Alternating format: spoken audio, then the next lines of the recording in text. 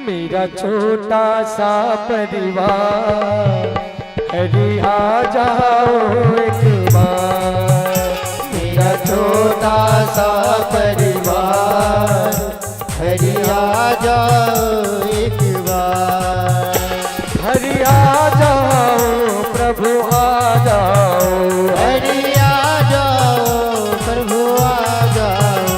हरि आ जाओ प्रभु आ जाओ, हरि आ जाओ प्रभु आ जाओ। मेरा छोटा मेरा छोटा सा परिवार, हरि आ जाओ एक बार। मेरा छोटा सा परिवार, हरि आ जाओ एक बार। जय जय श्री राधे।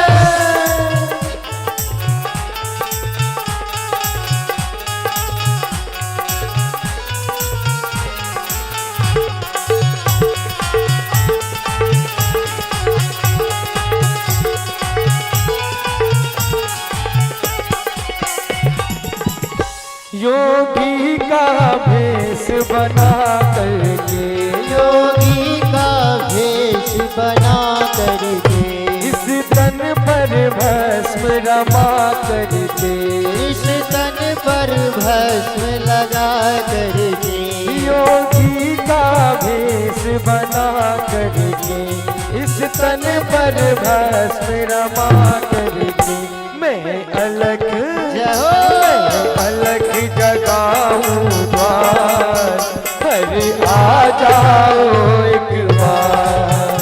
मेरा छोटा सा परिवार, हरि आ जाओ एक बार।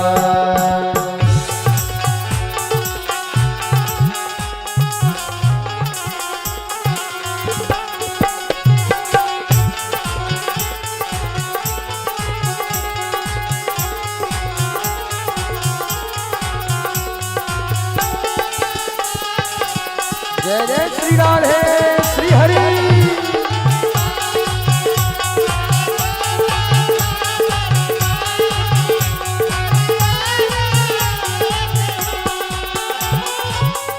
मधुबन की रंगीली कुंजन में, मधुबन की रंगीली कुंजन में, तुम छिपना राधा के मन में, तुम छिपना राधा के मन में। मधुबन की रंगीली कुंजन में, तुम छिपना राधा के मन में। यह पपीहा करे पुकार, हरि आ जाओ एक बार। मेरा छोटा सा परिवार, हरि आ जाओ एक बार।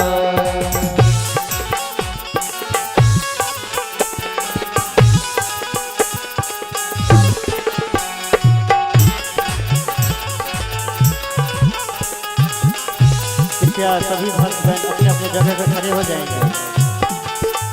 सभी भक्तगणों से जय श्री हरिवाल।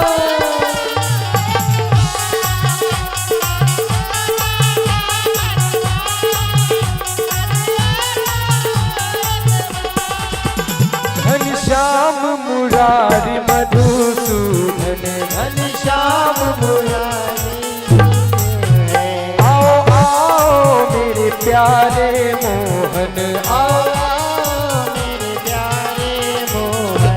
घनश्याम मुरारी मधुसूदन, आओ आओ मेरे प्यारे मोहन। यह दुखिया करे पुकार, हरि आ जाओ एक बार। मेरा छोटा सा परिवार, हरि आ जाओ एक बार। हरि आ जाओ प्रभु आ जाओ, हरि आ जाओ प्रभु आ जाओ। हरि आ जाओ प्रभु आ जाओ, हरि आ जाओ प्रभु आ जाओ। मेरा छोटा सा परिवार, हरि आ जाओ एक बार, मेरा छोटा सा परिवार। हरि आ जाओ एक बार, मेरा छोटा सा परिवार। हरि आ जाओ एक बार, मेरा छोटा सा परिवार। हरि आ जाओ एक बार, मेरा छोटा सा परिवार। हरि आ जाओ एक बार।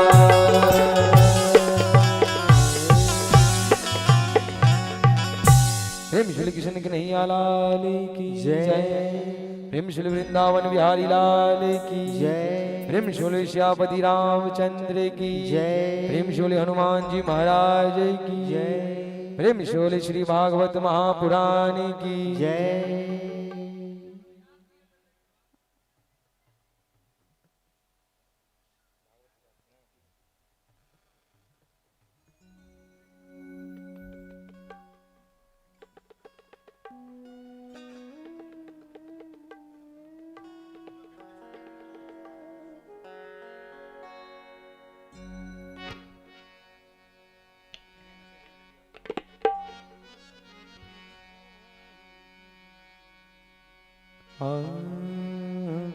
प्रेम श्री कृष्ण कन्हैया लाल की जय।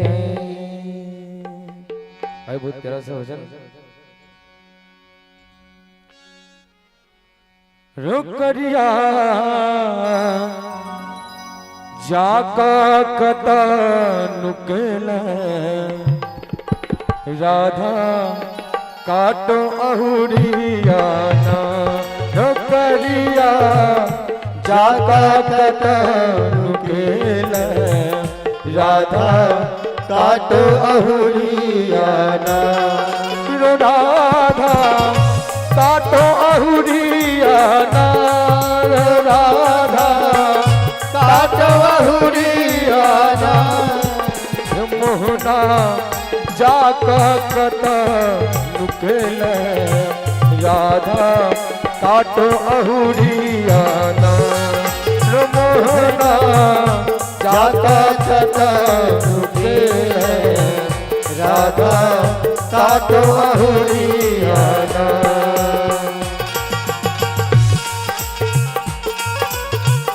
श्री राधे।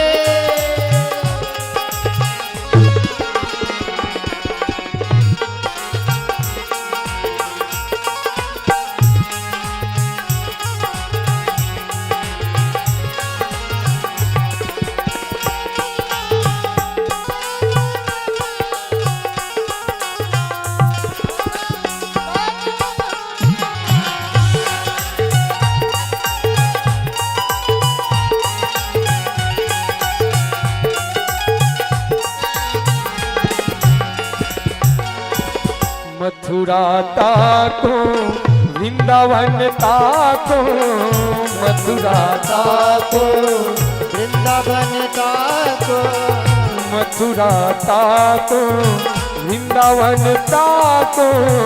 मथुरा ताको वृंदावन ताको। कदम कदलियाना रो मोहना। कदम कदलियाना मोहना जाका कता नुकेल राधा काटो अहुरिया ना। रो मोहना जाका कता नुकेल राधा काटो अहुरिया ना।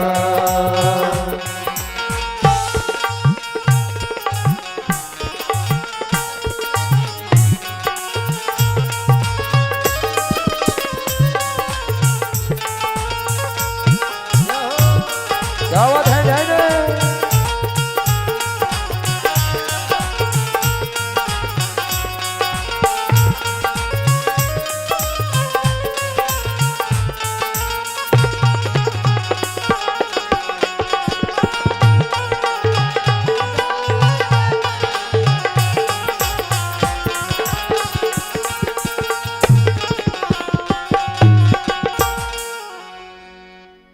आइए सभी लोग अपने अपनी जगह पे खड़े हो जाइएगा। श्री भागवत महापुराण जी की आरती होने जा रही है। प्रेम शोले श्री भागवत महापुराण की जय। आइए सभी भक्तगण आरती में भाग लेंगे और अपने अपने सुनिश्चित जगह पर खड़े हो जाएंगे और खड़े होकर के सभी कोई आरती में सम्मिलित होंगे। सभी कोई खड़े हो जाएंगे, बैठे कोई नहीं रहेंगे। श्री भागवत भगवान की है आरती, पापियों को पाप से है तारती। श्री भागवत भगवान की है आरती, पापियों को पाप से है तारती। श्री भागवत भगवान की है आरती, पापियों को पाप से है तारती। श्री भागवत भगवान की है आरती, पापियों को पाप से है तारती।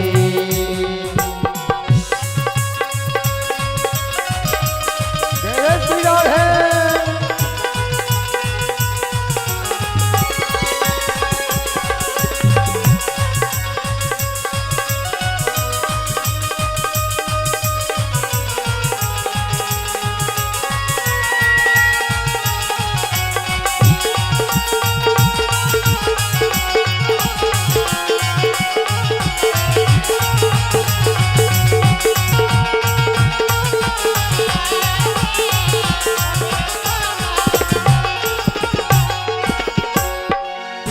अमर ग्रंथ ये मुक्ति पंथ ये पंचम वेद निराला, ज्योति जगाने वाला। ये अमर ग्रंथ ये मुक्ति पंथ ये पंचम वेद निराला, ज्योति जलाने वाला। हरि नाम यही हरि धाम यही, हरि नाम यही हरि धाम यही, हरि नाम यही हरि धाम यही, हरि नाम यही हरि धाम यही। यही जग मंगल की आरती, पापियों को पाप से है तारती। श्री भागवत भगवान की है आरती, पापियों को पाप से है तारती।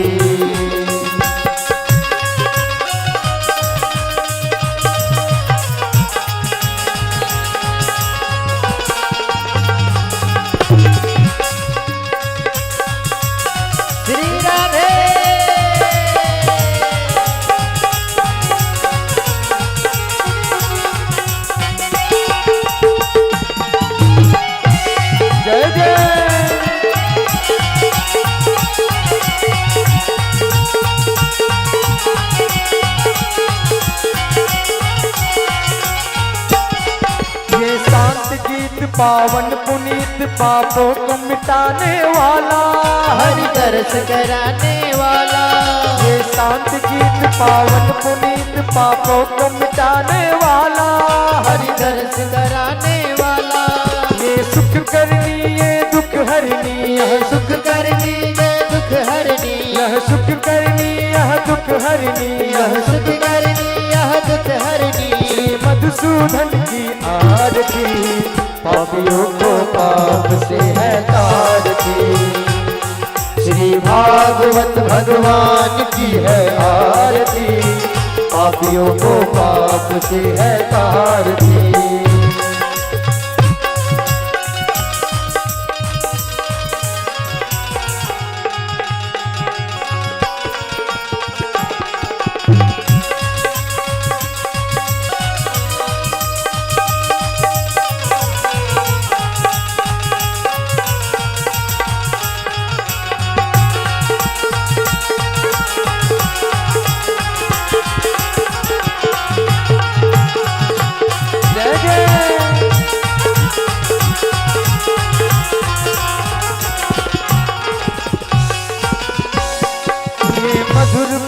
जगफंद खोल सत्य मार्ग दिखाने वाला, बिगड़ी को बनाने वाला।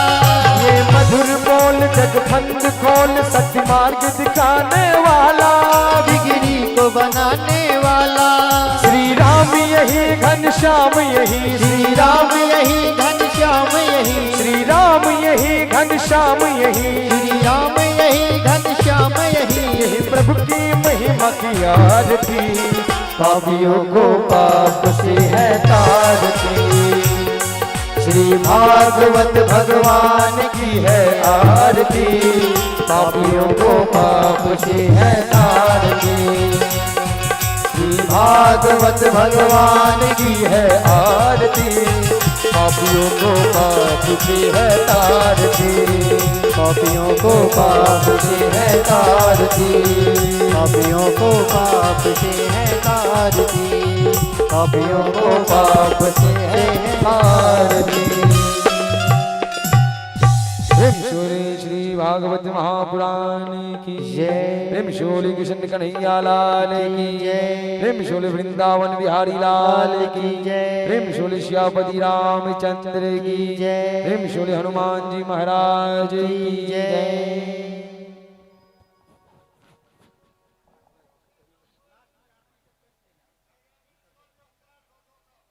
ओम कर्पूर गौरं करुणावतारं संसारसारं भुजगेन्द्रहारं सदा वसन्तं हृदयारविन्दे भवं भवानी सहितं नमामि। त्वमेव माता च पिता त्वमेव विद्याद्रविणं त्वमेव सर्वं मम देवदेव। ओम नमोस्तु अनंताय सहस्रमूर्ते सहस्रपादाय शिशुरोर्भावे सहस्रनाम्ने पुरुषाय शाश्वते सहस्रकोटियुगधारिणे नमः। सहस्रकोटियुगधारिणे नमः। स्वस्ति प्रजाभ्यां परिपालयन्तां न्यायेन मार्गेण महिषां गोब्राह्मणेभ्यः शुभमस्तु नित्यं। लोकाः समस्ताः सुखिनो भवन्तु। सर्वे स्मरन्तु सुखिनः सर्वे सन्तु निरामयाः। सर्वे भद्राणि पश्यन्तु मा कश्चित् माप्नुयात्। श्रद्धाम्यगां यशप्रज्ञां विद्यां पुरुषं श्रीमलं तेजस्मरकं देहि मे हव्यवाहनम्। ओम यज्ञेन यज्ञवजन्त देवातानि धर्माणि प्रथमानि आसनं ते हनागं महिमान सचन्ति पूर्वे सत्य सन्ति देवाः। ओम श्री भागवत महापुराणाय नमः। मृत्युञ्जलिं समर्पयामि। व्यासाय विष्णुरूपाय व्यासरूपाय विष्णवे नमो वै ब्रह्मनिष्ठे वासिष्ठाय नमो नमः। नमोस्तु ओम व्यासाय विष्णुरूपाय व्यासरूपाय विष्णवे नमो वै ब्रह्मनिष्ठे वासिष्ठाय नमो नमः।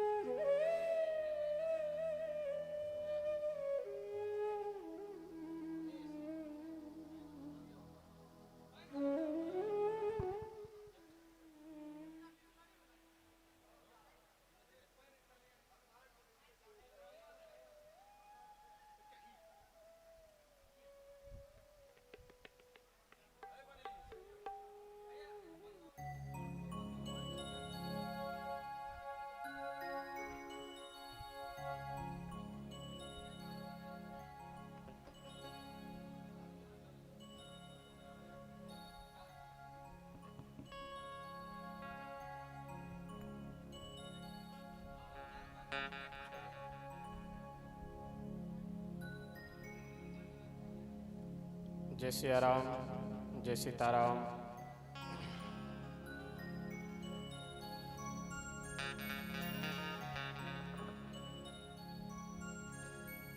जय श्री राधे।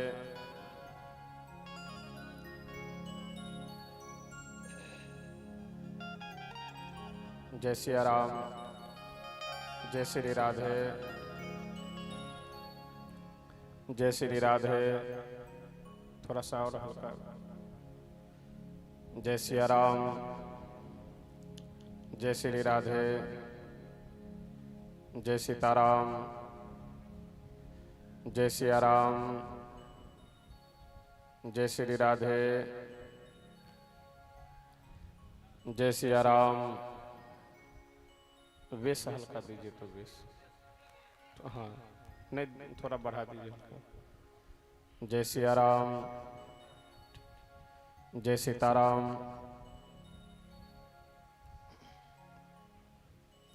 जय सिया राम।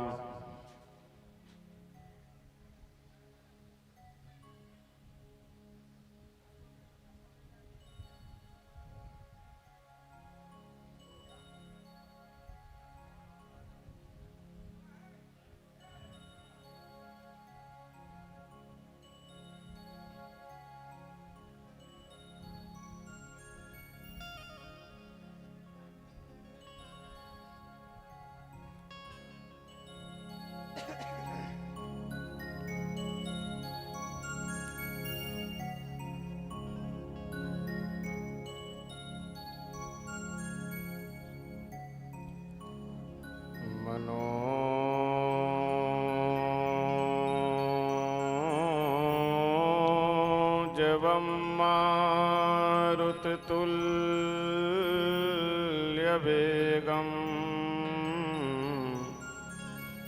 जितेन्द्रियं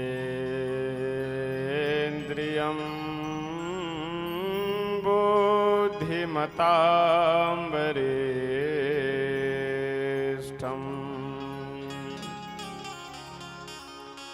वातात्मजं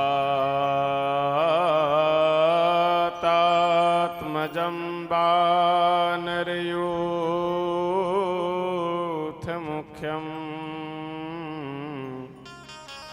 श्रीरामदूतं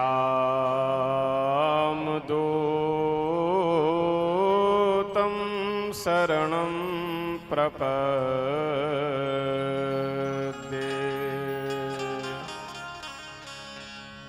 कर्पूरगौरं करुणावतारम्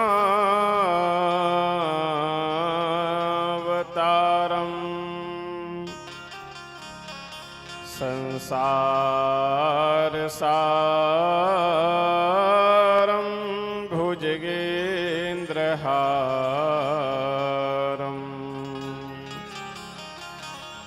सदा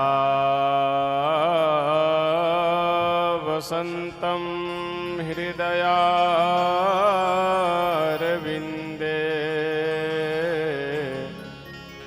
भवं भवानी सहितं नमामि।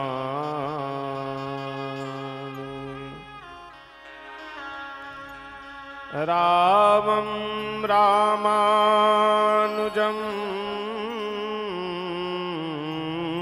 सीतां भरतं भरतानुजं सुग्रीवं वायुसूनुं च प्रणमामि पुनः पुनः। वंशे विभूषितकरान्नवनीरदाभात् पीताम्बरादरुणबिम्बफलाधरोष्ठा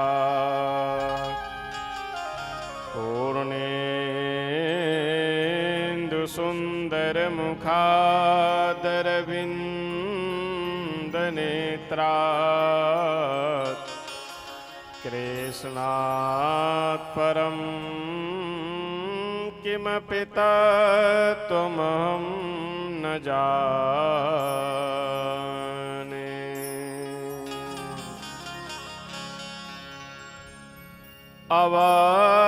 अवधधाम धामाधिपति अवतारन पतिराम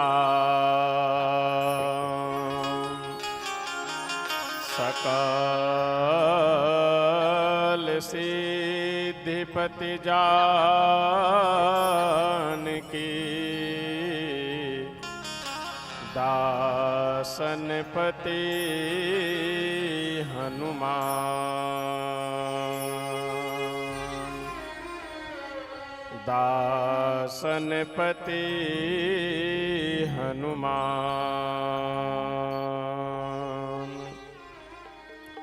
आइए हम सभी वक्त दो बार भगवान नाम संकीर्तन करते हैं। श्री कृष्ण गोविंद हरे मुरारे, हे नाथ नारायण वासुदेव। श्री कृष्ण गोविंद हरे मुरारी, हे नाथ नारायण वासुदेवा। श्री कृष्ण गोविंद हरे मुरारे,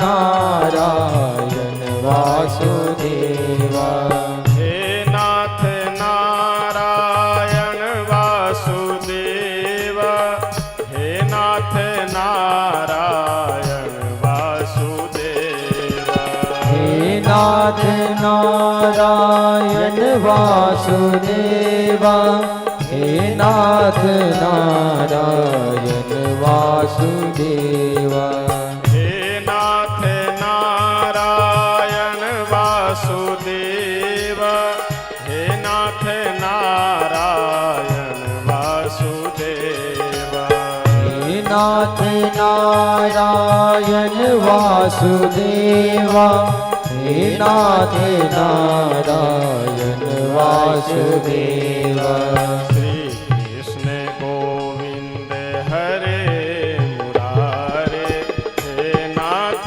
नारायण वासुदेवा श्री कृष्ण गोविंद हरे मुरारी हे नाथ नारायण वासुदेवा श्री कृष्ण गोविंद हरे मुरारे हे नाथ नारायण वासुदेवा श्री कृष्ण गोविंद हरे मुरारी हे नाथ नारायण वासुदेवा हे नाथ नारायण वासुदेवा हे नाथ नारायण वासुदेवा हे नाथ नारायण वासुदेवा हे नाथ नारायण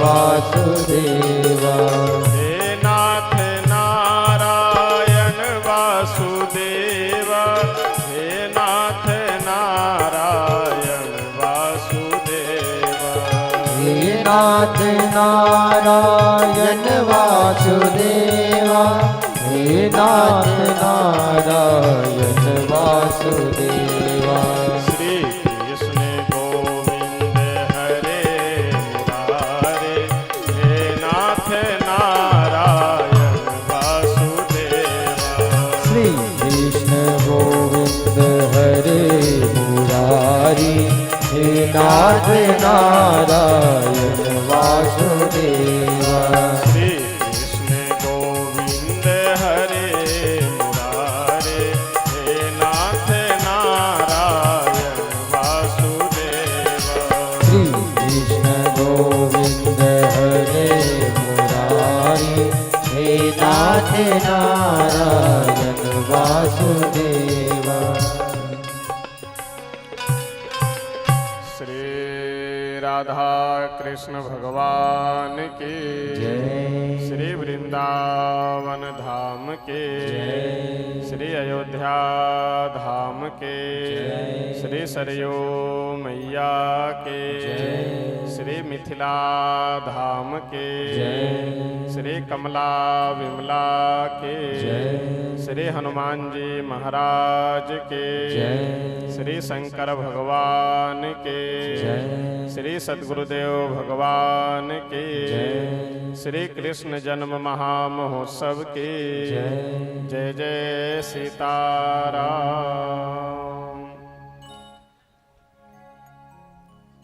अखिल ब्रह्मांड नायक अकारण करुणा वरुणालय भक्तवांछा कल्पतरु श्री राधा कृष्ण भगवान भगवत कथा रस रसिक श्री हनुमतलाल जी महाराज परम पूज्य श्री सद्गुरुदेव भगवान जी एवं समुपस्थित आप सभी सुधी श्रोतागण भाई बंधुओं माताएं बहनें,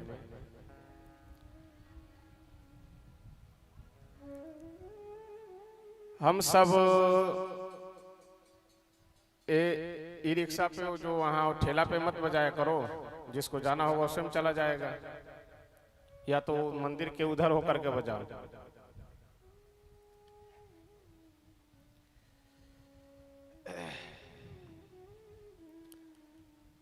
प्रतिदिन की भांति आज भी हम सब यहाँ उपस्थित हो करके श्री राधा कृष्ण भगवान के परम मंगलमयी पावनी कथा श्रवण करेंगे। ए सितार, आप लोग भी बात मत करिए यहाँ। ए सितार, बतियाई मत, बतियाना हो तो अलग जाकर बतिए, पंडाल में नहीं। यहाँ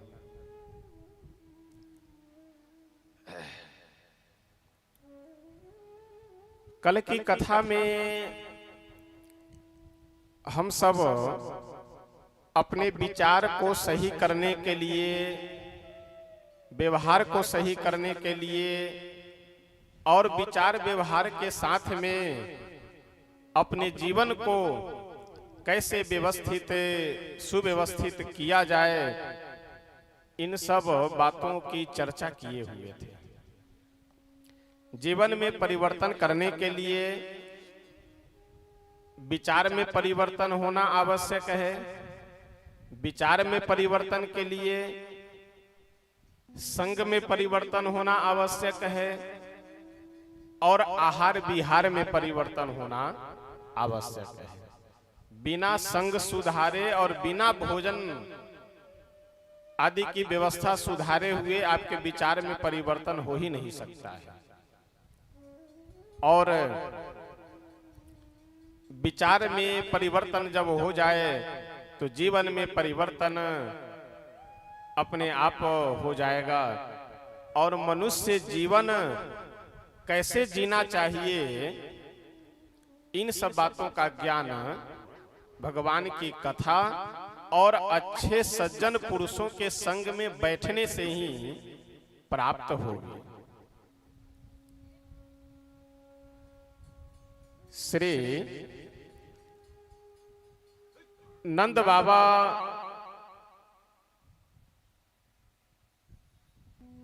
मन में विचार कर रहे हैं कि अपने लाला का नामकरण संस्कार करने के लिए। यद्यपि नंद बाबा तो यह समझ रहे हैं कि ये मेरे पुत्र हैं, नंद बाबा तो यही मान रहे हैं कि मेरे पुत्र हैं, लेकिन वास्तविकता को या तो भगवान जान रहे हैं, नहीं तो श्री गर्गाचार्य जी महाराज जान रहे हैं, अथवा श्री वसुदेव जी जान रहे हैं कि बात क्या है, रहस्य क्या है। क्योंकि वसुदेव जी ले करके गए हैं, नंद गांव में रख करके आए हैं। और श्री गर्गाचार्य जी महाराज इस रहस्य को जान रहे हैं कि यशोदा जी के गर्भ से पुत्र नहीं पुत्री का जन्म हुआ था, जिसे वसुदेव जी उठा करके ले आए, अथवा तो भगवान जान रहे हैं।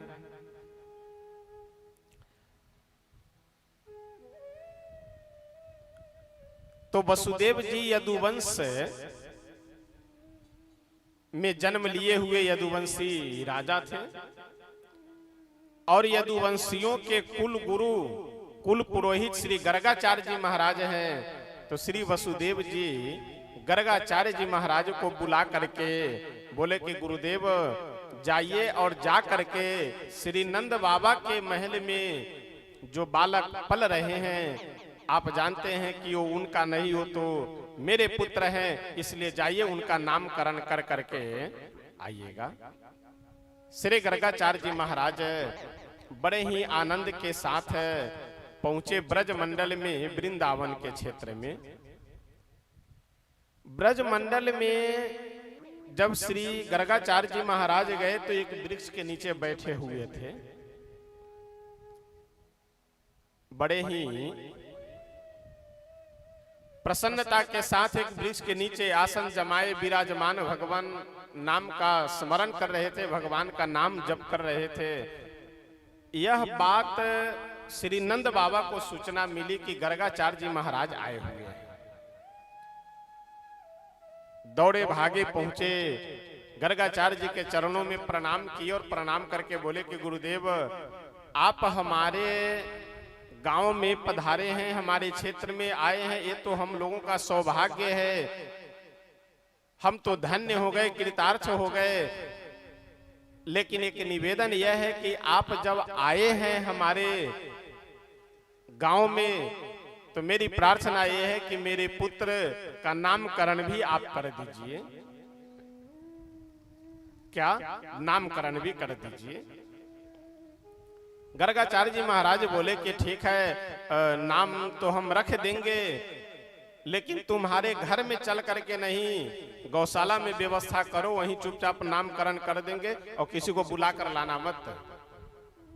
ये बात इसलिए बोले कि अगर मैं नामकरण करूंगा, नंद जी के लाला का, इनके पुत्र का नामकरण अगर मैं करूंगा, तो ये बात कंस को अगर सुनने को मिलेगी कि गर्गाचार्य जी जा करके नंद जी के पुत्र का नामकरण किए हैं, इसका मतलब गर्गाचार्य जी यदुवंशियों के कुल गुरु हैं। इसका तात्पर्य यह हुआ कि नंद जी के घर में जो पुत्र है, जो लाला है, जो बालक है, वो नंद जी का नहीं है, वो यदुवंश का वसुदेव जी का है। और कंस यह जब समझ जाएगा कि वह वसुदेव जी का पुत्र है, तो जा करके मार डालेगा या पूरा मारने का प्रयास करेगा। तो इसलिए गर्गाचार्य जी महाराज सोचे कि ऐसी व्यवस्था की जाए कि अपना काम भी हो जाए और कोई इससे नुकसान भी ना हो। गौशाला में श्री नंद बाबा अपनी दोनों यशोदा मैया को और श्री रोहिणी जी को, दोनों को लेकर के और दोनों अपने अपने पुत्र को गोद में लेकर के गौशाला में पहुंचे।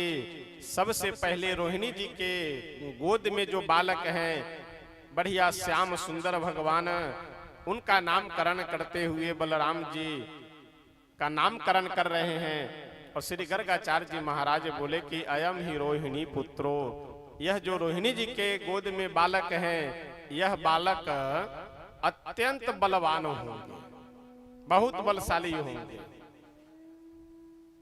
और आप जानते हैं कि ज्यादा बल जिसके पास हो जाता है, वह दूसरों को परेशान करने लगता है, दुख देने लगता है। संसार का यही नियम है, थोड़ा पैसा बढ़ जाए, पद बढ़ जाए, बल बढ़ जाए, तो दूसरों का भला कम और नुकसान ज्यादा करने लगता है, परेशान ज्यादा करने लगता है। गर्गाचार्य जी महाराज बोले कि देखो, ये बलवान होंगे, बहुत बड़े बलवान होंगे, लेकिन बलवान के साथ साथ ये सारे संसार को आनंद देने वाले होंगे। इसलिए इनका नाम बल भी होगा, यानी बहुत बड़े बलवान होंगे, और सारे संसार को सुख देने वाले होंगे। इसका मतलब यह राम है। क्या है? राम। राम मतलब सारे संसार को सुख देने वाले। और दोनों शब्द मिला करके नाम क्या हो गया? बलराम। बलराम जी के नाम से ही प्रसिद्ध हो गए। अब यशोदा जी के गोद में जो बालक थे, उनका नामकरण करते हुए श्री गर्गाचार्य जी महाराज कहते हैं कि बहुनी संति नामानी। हे यशोदा जी, हे नंद बाबा, ये जो आपके दूसरे पुत्र हैं यशोदा जी के गोद में जो हैं, इनके बहुनी संति नामानी, इनके बहुत नाम हैं। लेकिन उन सभी नामों में से एक नाम मैं रखूंगा। कौन सा नाम? ये देखने में श्याम वर्ण है, और श्याम वर्ण को संस्कृत में कृष्ण कहा जाता है, कृष्ण वर्ण। इसलिए श्याम वर्ण इन वर्ण का इनका शरीर है, इसलिए इनका नाम होगा कृष्ण। और कृष्ण का मतलब यह होता है अपनी ओर खींचने वाला। दोनों अर्थ है, श्याम वर्ण भी और अपनी ओर खींचने वाला भी। यानी जो पूरे संसार को अपनी ओर खींचने वाला है, वही क्या है? श्री कृष्ण। जगतः सर्वान जीवान कर्षयति इति कृष्ण। जो जगत के संसार के सारे जीवों को अपनी ओर खींचे, वो क्या है? कृष्ण है। इस प्रकार से दोनों का नामकरण संस्कार श्री गर्गाचार्य जी महाराज किए।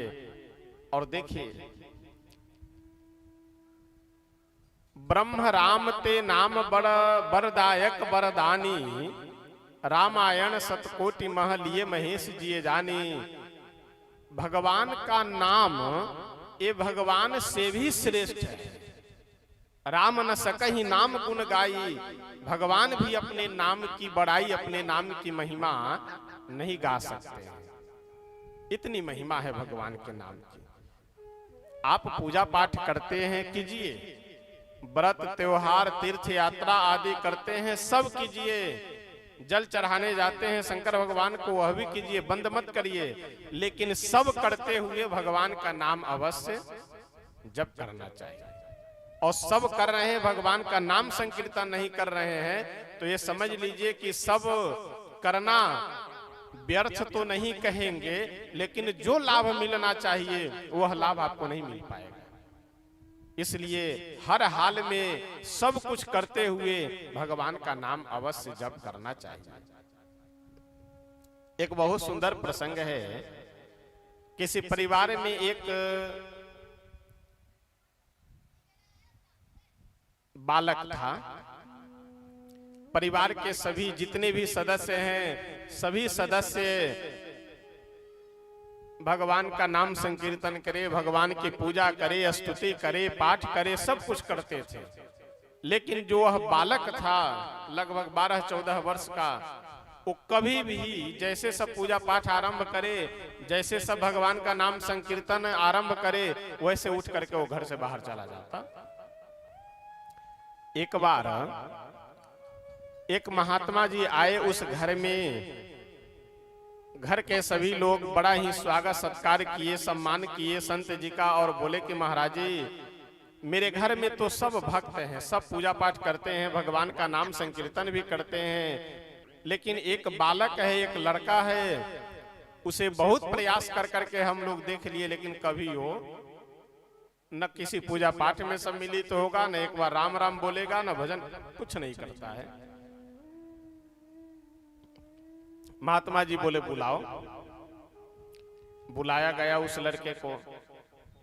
संत जी बोले कि ऐसा है, हम तुम्हें दोबारा नहीं बोलेंगे, बस एक बार बोल रहे हैं कि एक बार तुम अपने मुख से राम बोल दो, एक बार तुम भगवान का नाम ले लो, दोबारा हम प्रयास ही नहीं करेंगे, दोबारा हम नहीं कहेंगे बोलने के लिए।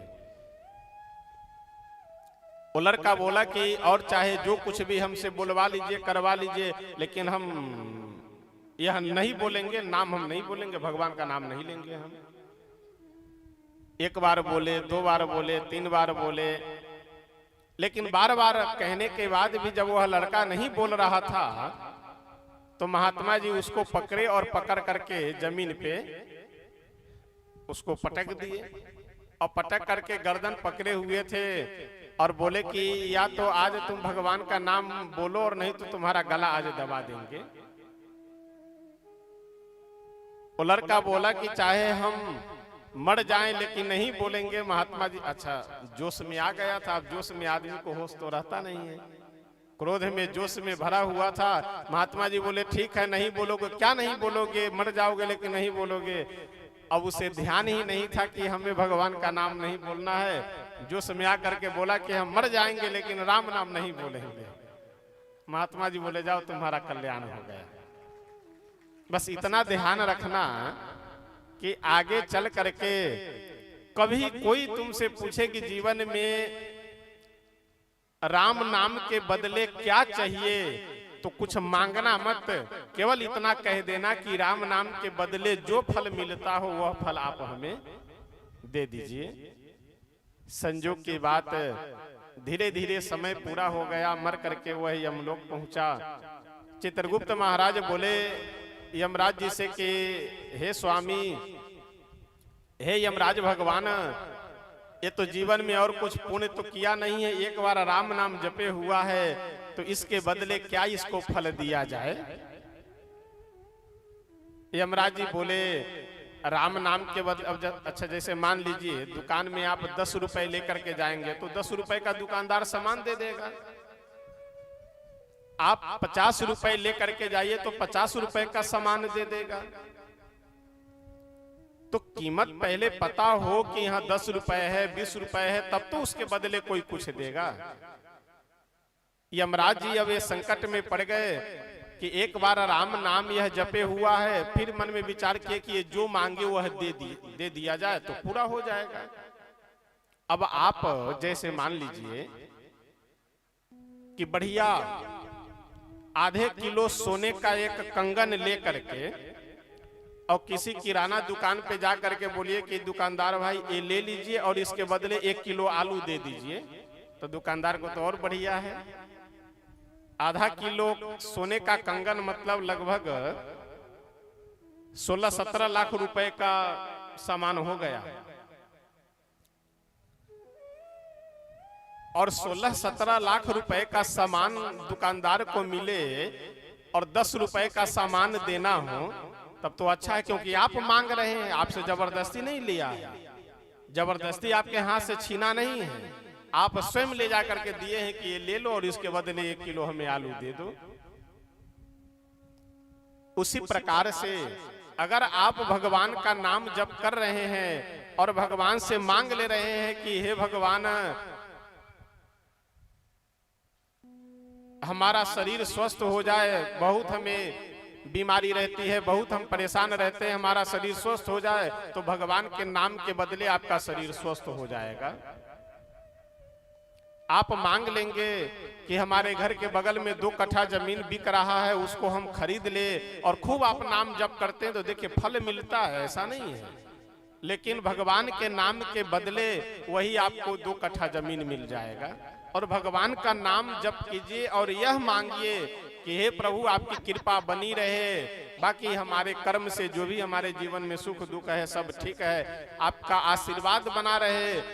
तो एक बार नाम जपने के बदले 2 कट्ठा जमीन क्या पूरे पृथ्वी का राज्य आपको मिल सकता है। लेकिन हम आप करते क्या है कि नाम तो जप करते हैं लेकिन उसके बदले छोटी मोटी वस्तु मांग लेते हैं।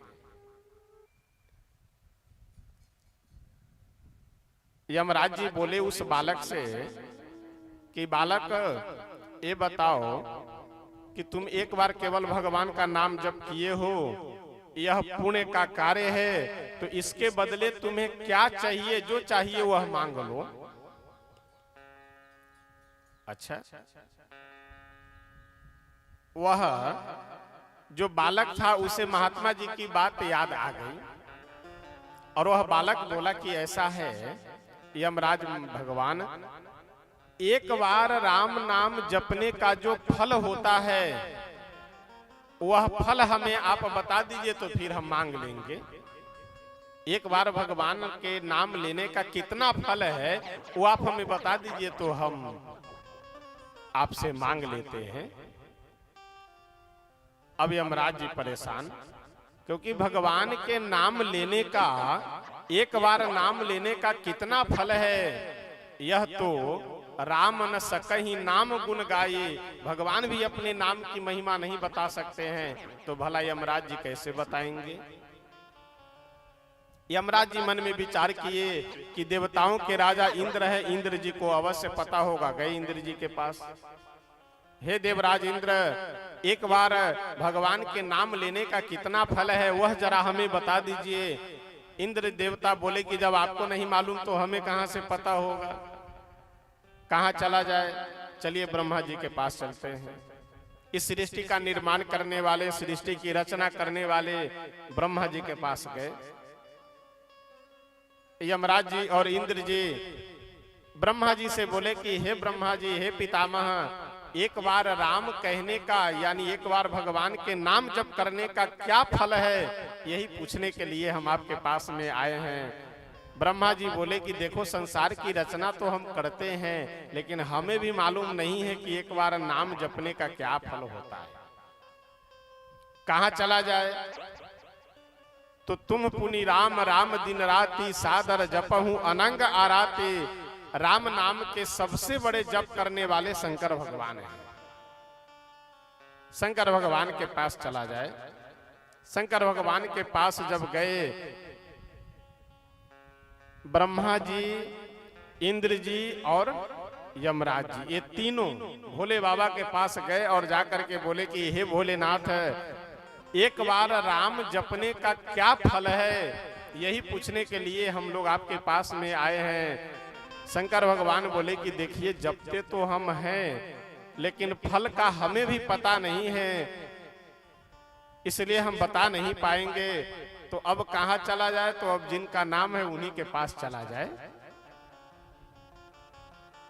पहुंचे, जैसे वहां से चलने के लिए तैयार हुए, कहां से? कैलाश पर्वत से शंकर भगवान के पास पहुंचे हुए थे। अब वह जो जीव, जो बालक मर करके यमराज जी के साथ में घूम रहा था, वह बोला कि ऐसा है, अब हम पैदल चल चल करके परेशान हो गए हुए हैं, अब हमारे लिए सवारी की व्यवस्था की जाए तब हम चलेंगे, नहीं तो चलेंगे नहीं। अब वहां रथ, हाथी, घोड़ा कहां से लाया जाए? एक पालकी मंगवाया गया, और उस पालकी को एक तरफ से ब्रह्मा जी उठाए, शंकर भगवान उठाए, दूसरे तरफ से इंद्र देवता और यमराज जी उठाए, और उस जीव को, उस बालक को उसी पालकी में बैठा करके लेकर के चले वैकुंठ। अच्छा, जब वैकुंठ पहुंचे, लंबी लंबी सांस लेते हुए चारों देवता वहां पे जाकर के भगवान नारायण से पूछे कि हे प्रभु, अच्छा भगवान भी देखे कि आज ब्रह्मा जी, शिव जी, इंद्र जी, यमराज जी, ये चारों देवता किसे पालकी में बैठा करके ला रहे हैं? कौन इतना खास आदमी है? भगवान नारायण मुस्कुराते हुए बोले, आइए आइए आइए, कैसे दर्शन दिए आप चारों देवता एक साथ है। यमराज जी बोले कि प्रभु अब हाल चाल बाद में लीजिएगा और सब बातें बाद में होंगी, पहले ये बताइए कि एक बार राम नाम जपने का क्या फल होता है? यही फल ढूंढने के लिए हम लोग घूम रहे हैं पूरे ब्रह्मांड में। भगवान नारायण मुस्कुराते हुए बोले कि ऐसा है, एक बार राम जपने का फल अभी तक आप लोग नहीं समझ पाए कि ब्रह्मा जी, शिव जी, इंद्र जी, यमराज जी, जिसे अपने कांधे पे बैठा करके लेकर के वैकुंठ में आए हैं, इससे बड़ा बड़भागी कौन होगा? अब इसे यहीं रहने दीजिए और आप लोग अपने अपने लोक को जाइए, अपने अपने धाम को चले जाइए। यही एक बार भगवान के नाम लेने का फल है। जिसे चार चार देवता पालकी में बैठा करके लेकर के आ रहे हो वैकुंठ, अब इसे वैकुंठ में यही रहने दीजिए और आप लोग अपने अपने धाम को जाइए। यही नाम लेने का, यही भगवान के एक बार नाम जप करने का फल है।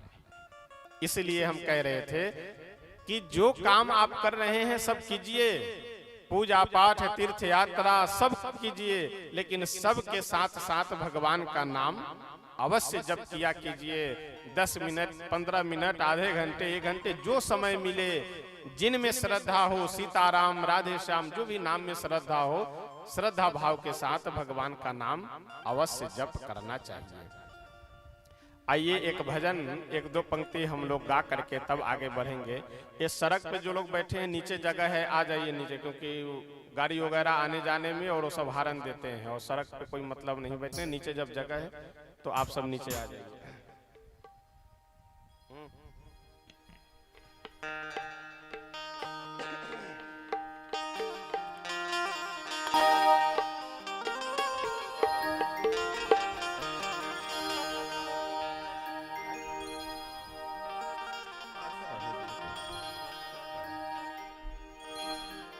जैसे रखे राम जी रहना चाहिए,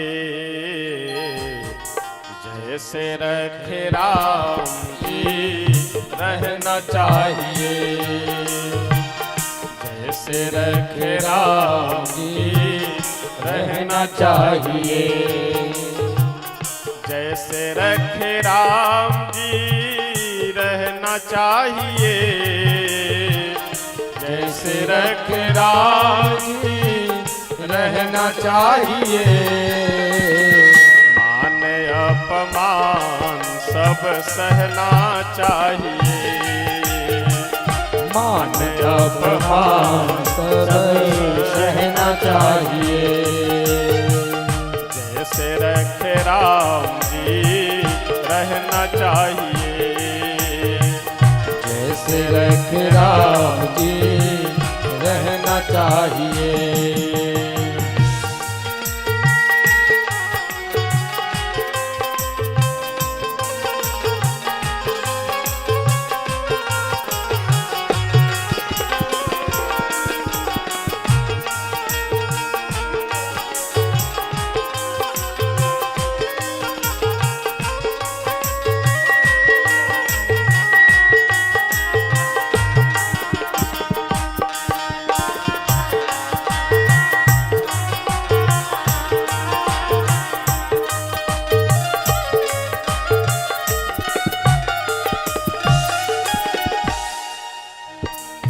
आगे की पंक्ति में संत कहते हैं कि जैसे नदी में सदैव दो किनारा होता है, एक इस पार दूसरा उस पार, उसी प्रकार से हमारे आपके जीवन रूपी नदी में भी दो किनारे हैं, एक सुख और दूसरा दुख, एक अनुकूल और दूसरा प्रतिकूल। तो इसलिए सुख देख करके ज्यादा फूलना नहीं चाहिए, उतराना नहीं चाहिए, और दुख देख करके ज्यादा परेशान नहीं होना चाहिए। सुख आया है तो दुख भी आएगा और दुख आया है तो सुख भी आएगा, बस इतना ध्यान रखना चाहिए। अनुकूल प्रतिकूल दोनों ही कुलों के मध्य, अनुकूल प्रतिकूल दोनों ही कुलों के मध्य, अनुकूल प्रतिकूल दोनों ही कुलों के मध्य, अनुकूल प्रतिकूल दोनों ही कुलों के मध्य, सरिता समान सदा बहना चाहिए, सरिता समान सदा बहना चाहिए। जैसे रखे राम जी रहना चाहिए, जैसे रखे राम जी रहना चाहिए।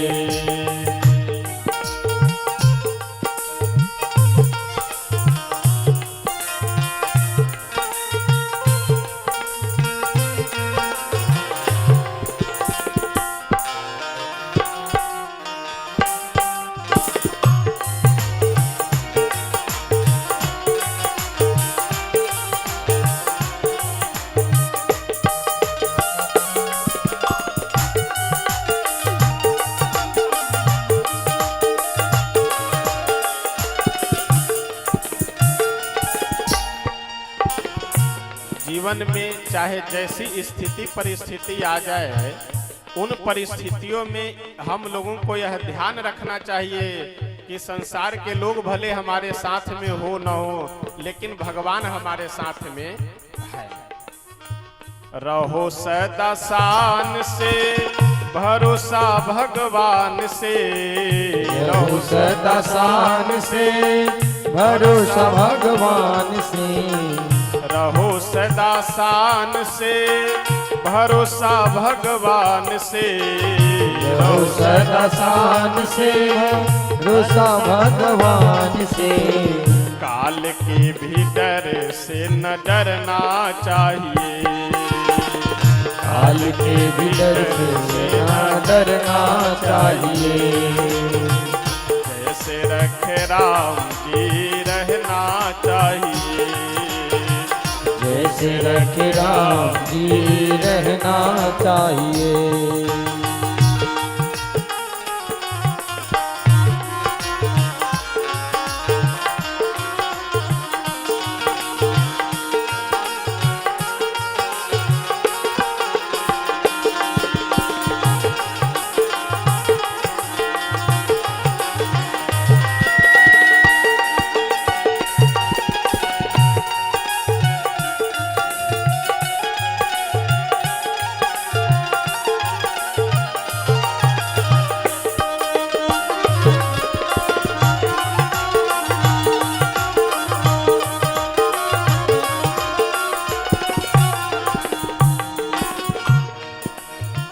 जैसे रखे राम जी रहना चाहिए, जैसे रखे राम जी रहना चाहिए, जैसे रखे राम जी रहना चाहिए,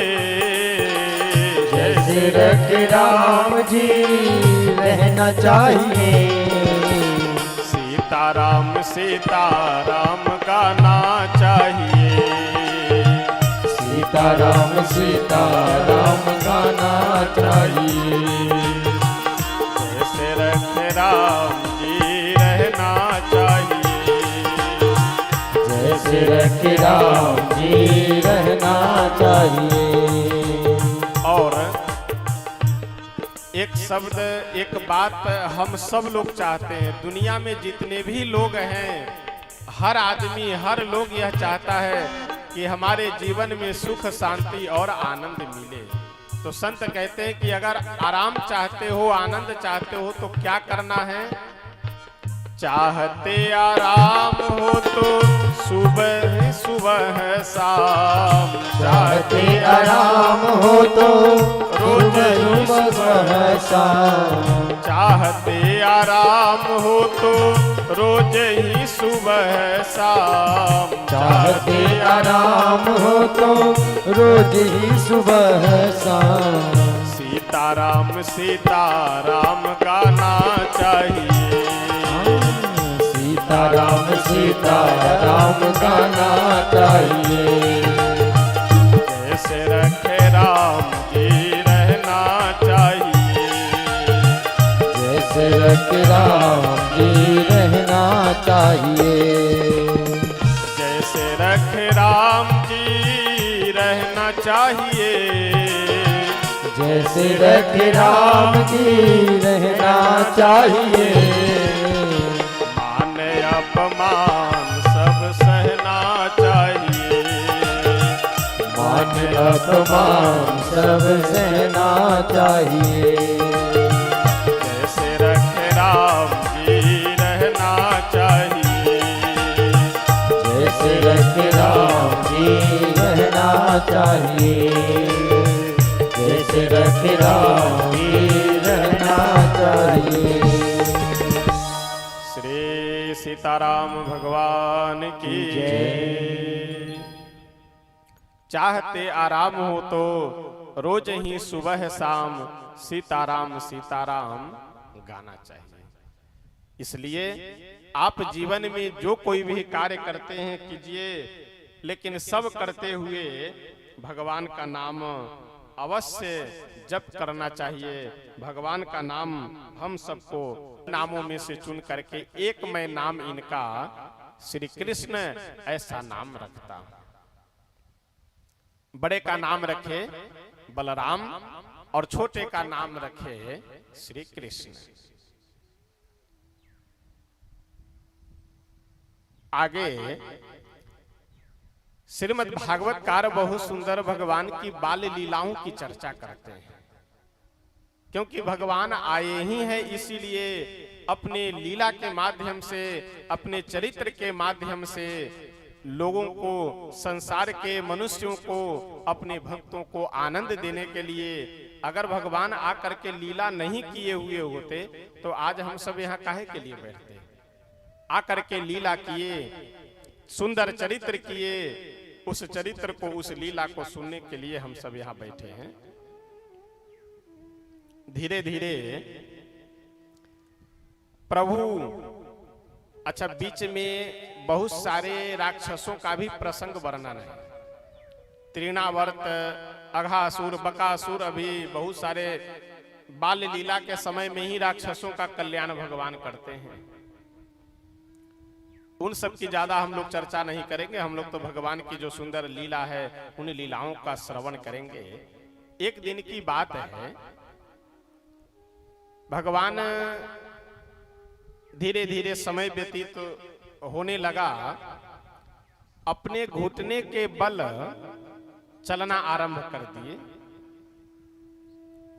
कुछ महीने व्यतीत होने के बाद हाथ, दोनों हाथ और घुटने के बल भगवान चलने लगे, जिसे लोक भाषा में घुटरुगनी चाल कहते हैं। अच्छा, पुराने समय में जो मकान बनाया जाता था, आजकल तो 4x4 या 4x6 का चौखट लगाते हैं लोग दरवाजे पे। पुराने समय में जो बड़ी बड़ी हवेलियां और बड़े बड़े मकान बनते थे, उन सब में चौखट एक एक 1.5 फुट चौड़ा और एक एक 1.5 फुट ऊंचा, ऐसा पुराने महलों में होता था ना। नंद बाबा का जो महल है वह महल भी दिव्य है, बढ़िया ऊंचा, और सजावट नक्काशी कर करके चौखट लगाया गया है। तो भगवान छोटे हैं तो खेलते भी हैं, घूमते भी हैं, तो घर के अंदर ही आंगन से चौखट तक, चौखट से फिर अंदर, बाहर निकल पाते नहीं है, क्योंकि अब चौखट को जब पार कर पाए तभी तो बाहर जा पाएंगे। एक दिन अपने मन में विचार किए कि आज घर के बाहर चलेंगे, यानी गेट पे जो चौखट लगा हुआ है उस चौखट को पार कर करके उस पार चलेंगे। जाएंगे कैसे, चौखट पार कैसे करेंगे? पता लगा कि यशोदा मैया अपने घर के कामों में उधर व्यस्त हो गई। इधर भगवान श्री नंद नंदन आए दरवाजे के पास और किसी प्रकार से चौखट को पकड़ करके खड़े हो गए। अच्छा ध्यान दीजिएगा, जब खड़े हुए तो चौखट भगवान के सीने के बराबर हो रहा था। छोटे छोटे हाथ, छोटे से स्वयं, जब हाथ बढ़ाए तो देखिए चौखट में 2 कोना होता है, एक इस पार का एक उस पार का, यानी एक अंदर का एक बाहर का, 2 कोना होता है। तो घर के अंदर की ओर भगवान खड़े हैं और अंदर से खड़े होकर के बाहर की ओर, जो बाहर का जो कोना है चौखट का, उसे पकड़ने का प्रयास किए लेकिन पहुंच नहीं पा रहे थे। तो बच्चों के पास बुद्धि बहुत होती है, कहीं सामान आप रख दीजिए ऊपर, आप नहीं सोच पाएंगे कि यहां तक कोई बच्चा पहुंच सकता है, लेकिन अगर बच्चा ठान ले कि हमको उस सामान को उतारना है, वो अलमारी के ऊपर हो या कहीं हो, वो कुछ न कुछ उपाय कर करके यहां से वहां, वहां से वहां चढ़ करके उतार लेगा। बच्चों के पास बुद्धि बहुत होती है, भगवान की कृपा है विशेष। भगवान फिर घुटने के बल चलते हुए गए और एक ऊंचा सा पीढ़ा एक खींच करके ले करके आए चौखट के पास, और उसी पीढ़े पे स्वयं खड़े हो गए, पीढ़े पे चढ़ गए और पीढ़े पे चढ़ करके फिर चौखट को पकड़ करके खड़े हो गए। अच्छा, पीढ़ा जब नीचे से ऊंचा हुआ तो अब झुक करके जो बाहर वाला कोना था चौखट का उसे पकड़ लिए और पकड़ करके, अच्छा बच्चों का पकड़ भी बहुत मजबूत होता है। अगर कोई कपड़ा पकड़ ले या कुछ पकड़ ले तो आपको जोर लगा करके खींच करके छोड़ाना पड़ेगा। अब चौखट के उस कोने को पकड़ करके भगवान चौखट के ऊपर चढ़ गए। चौखट यानी वही दिल ही चढ़ गए। अब मन में तो पहले से ठाने हुए हैं कि आज बाहर जाना है। अच्छा, बाहर जाने के लिए अगर सीधा पैर नीचे कर करके उतरने का प्रयास करेंगे तो पैर नीचे तक पहुंच नहीं सकता है। तो किए क्या कि अंदर वाले कोने को पकड़ करके लटक गए बाहर की ओर। सोचे कि अंदर की ओर जो कोना है उसे पकड़ लेते हैं, बाहर की ओर लटक करके छोड़ देंगे। जब पैर नीचे जमीन में चला जाएगा तो हाथ छोड़ देंगे, फिर बाहर निकल चलेंगे। अच्छा, उसी दिन की बात है, श्री नारद जी महाराज अपने मन में विचार किए कि भगवान ब्रज मंडल में अवतार लिए हैं तो चल करके जरा देखे कि किस प्रकार से लीला कर रहे हैं, कौन सी लीला कर रहे हैं, ब्रजवासियों को कैसे आनंद दे रहे हैं, चल करके जरा देख करके आवे। जब आए नारद जी ब्रज मंडल में नंद गांव में, उस समय भगवान का यही करामात चल रहा था, यानी यही सब प्रयोग कर रहे थे बाहर जाने के लिए। नारद जी सोचे कि अभी पास में न जा करके दूर से ही एक वृक्ष के ओट में, माने वृक्ष के में छिप करके देखते हैं कि भगवान आज क्या क्या कर रहे हैं। जब यह दृश्य अच्छा हुआ यह कि जब भगवान अंदर की ओर जो चौखट का कोना था, जो देलही का कोना था, उसे पकड़ करके जब लटके तो अंदर से तो पीढ़ा था इसलिए ऊंचे थे, बाहर वाला पकड़ लिए, और बाहर की ओर जब पैर किए तो पैर के नीचे पीढ़ा वगैरह तो कुछ है नहीं। अब बहुत प्रयास कर रहे हैं कि जमीन मिल जाए। अब जमीन हो तब तो मिले, कम से कम 6-7 इंच नीचे जमीन है और ऊपर पैर लटका हुआ है। अच्छा, हाथ में उतना बल भी नहीं है कि खींच के फिर ऊपर चढ़ जाए। अब भगवान बड़े परेशान कि करें तो क्या करें, अब ऊपर भी नहीं जा सकते और हाथ छोड़ेंगे तो नीचे गिरेंगे धराम से।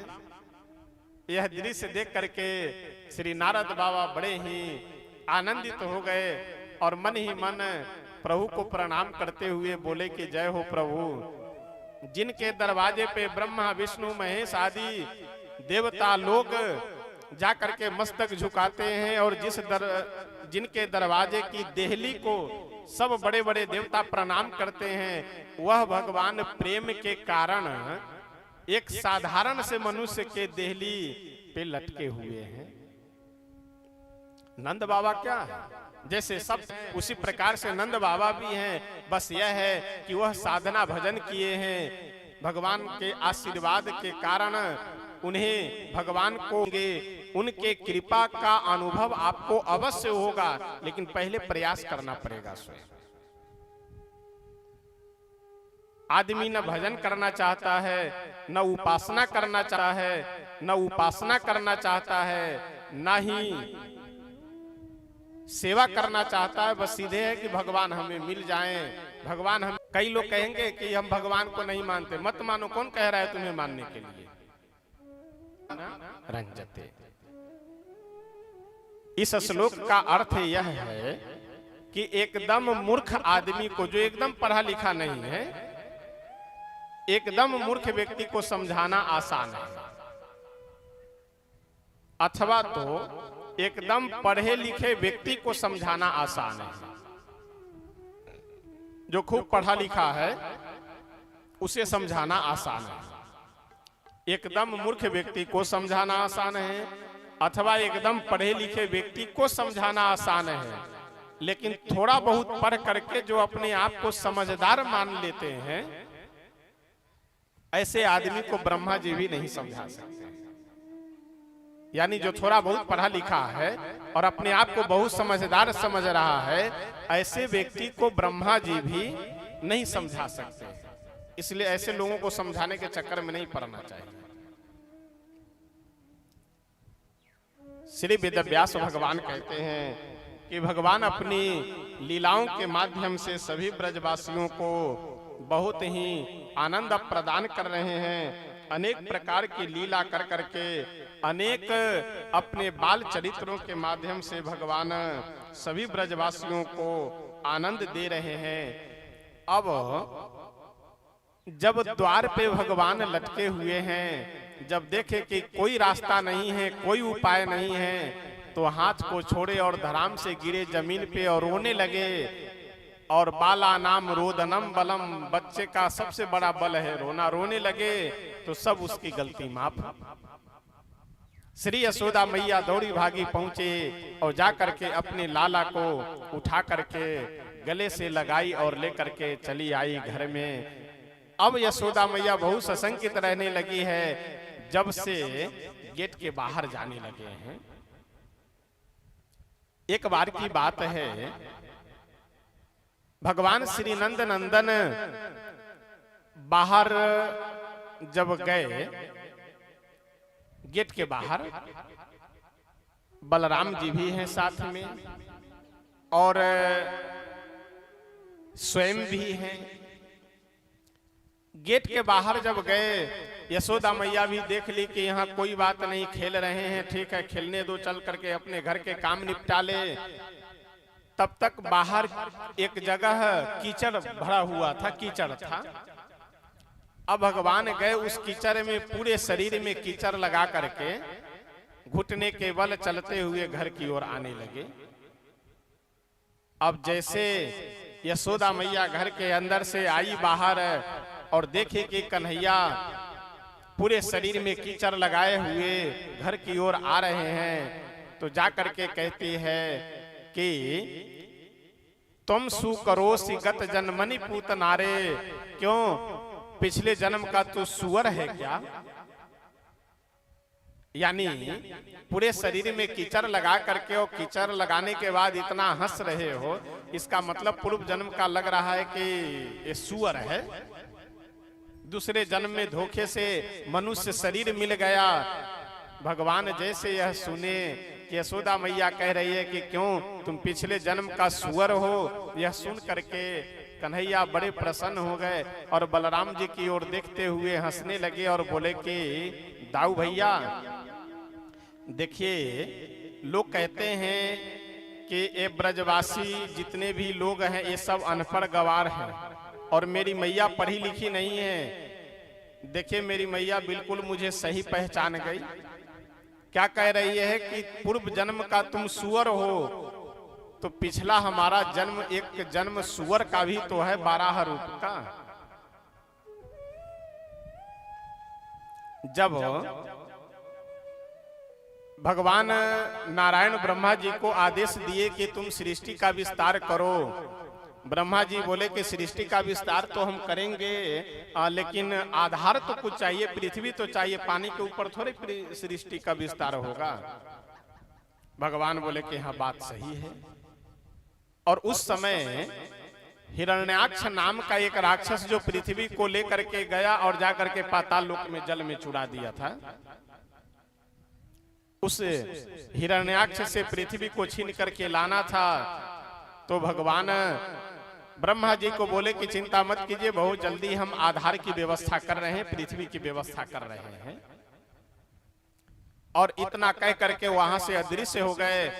ब्रह्मा जी को बहुत जोर की एक छींक आई और ब्रह्मा जी जब छींके तो उनके नासिका छिद्र से एक छोटे से आकार के बाराह प्रकट हुए। बाराह मतलब सुअर।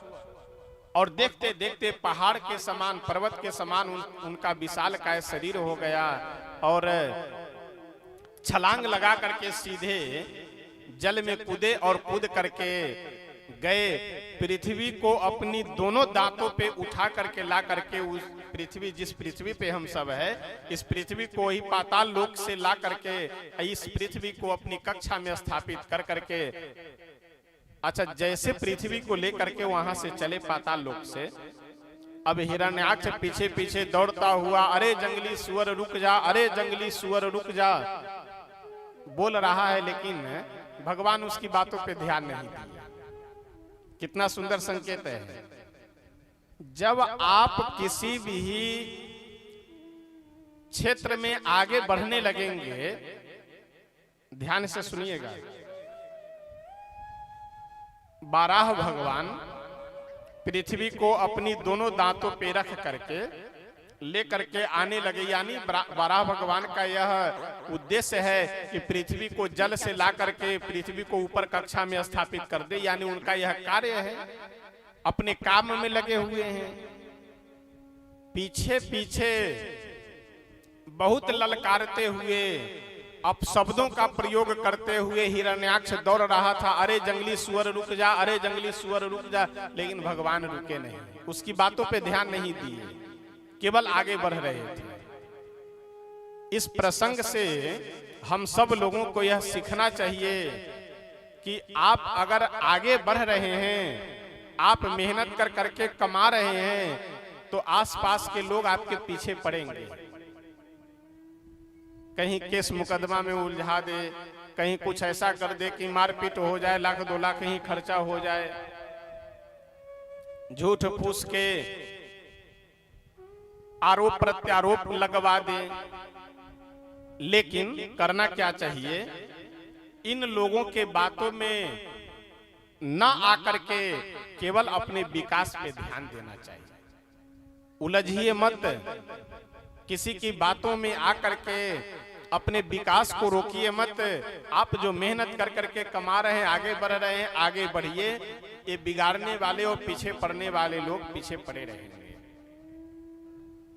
गांव में जब हाथी आता है तो जितने भी लोग हाथी को देखते हैं सब अपने अपने घर से कोई मीठा लेकर के, गुड़ लेकर के, कोई केला लेकर, कोई और फल लेकर के, जय हो गणेश भगवान की, जय हो गणेश भगवान की, सब हाथी के सामने आकर के खिलाते हैं उसे।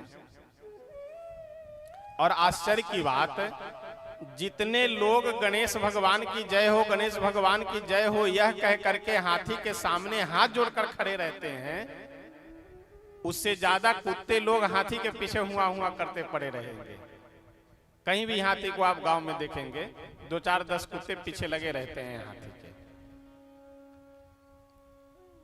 लेकिन हाथी सामने से जो आया, प्रणाम किया, माथे पे सूंड रख करके आशीर्वाद दिए, जो खाने के लिए लाया उसे खिलाने के लिए कुछ लाया उसे खा लिए, आगे बढ़ते चले जा रहे हैं। एक भी कुत्ते का पीछा करने नहीं जाता है हाथी, भौंक रहा है भौंकने दो। उसी प्रकार से जीवन में आप आगे बढ़ रहे हैं तो पीछे पड़ने वाले बहुत पीछे पड़ेंगे, उन सब पर न ध्यान दे करके स्वयं आगे बढ़ना चाहिए। कौन क्या कह रहा है नहीं कह रहा है इस पे बिल्कुल भी ध्यान नहीं देना चाहिए।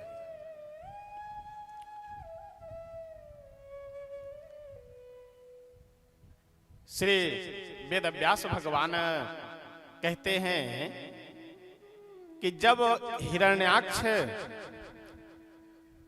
को पीछे आते हुए देखे वराह भगवान और ला करके पृथ्वी को उसकी कक्षा में स्थापित कर दिए, उसके बाद हिरण्याक्ष से बोले कि अब आप बताइए आप क्या कह रहे थे। सीताराम फिर आगे आके बात करने लगे। देखेंगे रे साउंड वाले भैया, चुप रहिए, फिर आगे आकर बात करना शुरू कर दे रहे हैं।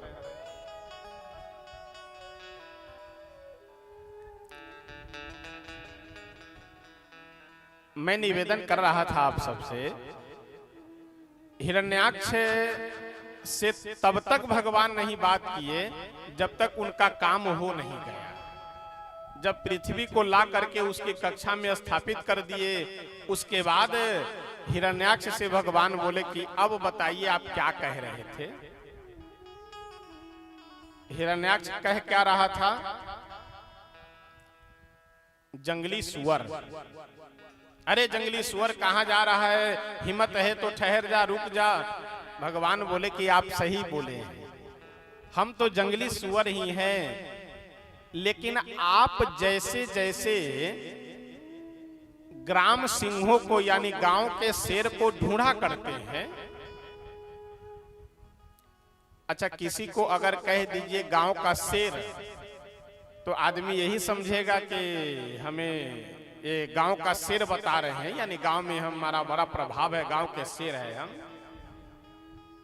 गांव का शेर मतलब ग्राम सिंह, और संस्कृत में ग्राम सिंह का मतलब होता है कुत्ता। लोग कहते हैं ना कि अपने गांव में तो कुत्ता भी शेर होता है।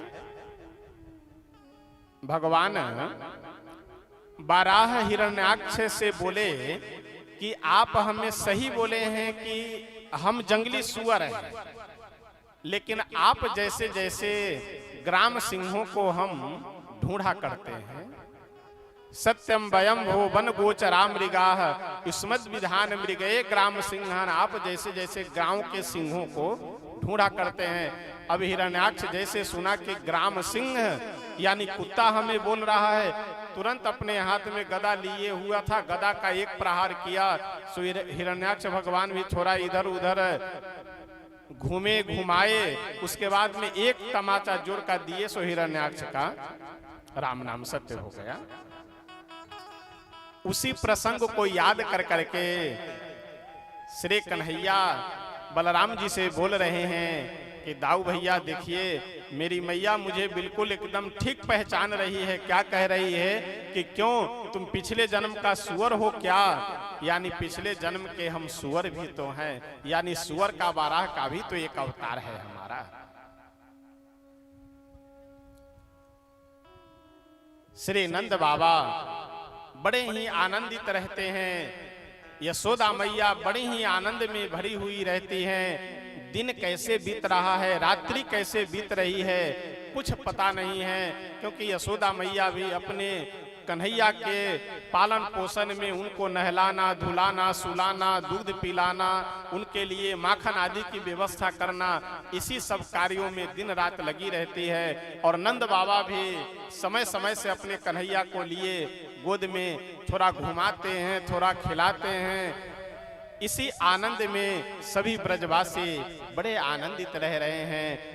क्यों ना, जिनका नाम लेने से, जिनका दर्शन करने मात्र से हमें आपको आनंद की प्राप्ति होती है, वह भगवान जिसके घर में विराजमान हो, वहां आनंद क्यों नहीं होगा। जब श्री नंद बाबा और यशोदा जी कश्यप और अदिति रूप में तपस्या कर करके भगवान से वर मांगे, तो और कोई वर मांगे ही नहीं थे, वर ही यही मांगे थे कि हे प्रभु आप मेरे पुत्र बन जाइए। देखिए, सबसे बड़ी समझदारी भी यही है कि हमें मांगना क्या चाहिए। कोई आदमी पास में 1 करोड़ रुपए रखे हुए है और आकर के बोला मांगिए आपको कितना पैसा चाहिए, तो जिसकी जितनी बुद्धि होगी उतना मांगेगा। अब हमारी बुद्धि, हमारी क्षमता 2000 रुपए की है तो हम 2000 मांग लेंगे। उससे भी अगर बुद्धि हमारी ठीक है, यानी हमारी क्षमता अधिक है, तो हम 2, 4, 10,000, 20,000, 1 लाख मांग लेंगे। और जो आदमी कभी 10,000 देखा नहीं है, वो तो 1 लाख अगर पा जाए तो वो 12 घंटे नाचता रहेगा खुशी के मारे। जिसकी जितनी क्षमता होगी, जिसकी जितनी बुद्धि होगी, उतना वह मांगेगा। लेकिन विचार कीजिए, आदमी 1 करोड़ रुपए अपने बैग में रखे हैं और आपसे बोल रहा है कि जो चाहिए वो मांग लो, जितना चाहिए उतना मांग लो, और आप यह कहिए कि नहीं नहीं हमें कुछ नहीं चाहिए, हमें तो बस हमारे ऊपर आपकी कृपा बनी रहे, कृपा बनी रहे। इसका मतलब जितना जब आपको चाहिए उतना तब आपको मिलेगा। समझ गए? अगर कोई व्यक्ति मांगने के लिए बोला और आप मांग लिए, बस बात खत्म। और यह कह दीजिए कि आपकी कृपा मेरे ऊपर बनी रहे, तो जितनी भी जब आपको जो वस्तु की आवश्यकता होगी वह वस्तु आपको मिलती रहे। एक बहुत सुंदर प्रसंग है। किसी राजा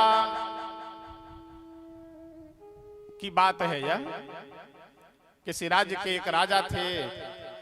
पूरे राज्य में यह घोषणा करवा दिए कि कल सुबह सूर्योदय से लेकर के सायंकाल के सूर्योदय तक जो भी मनुष्य मेरे महल के अंदर से, मेरे इस नगर के अंदर से, यानी जितने में मेरा महल है, इस महल से जो आदमी जिस वस्तु को ले जाएगा वह वस्तु उसी की हो जाएगी।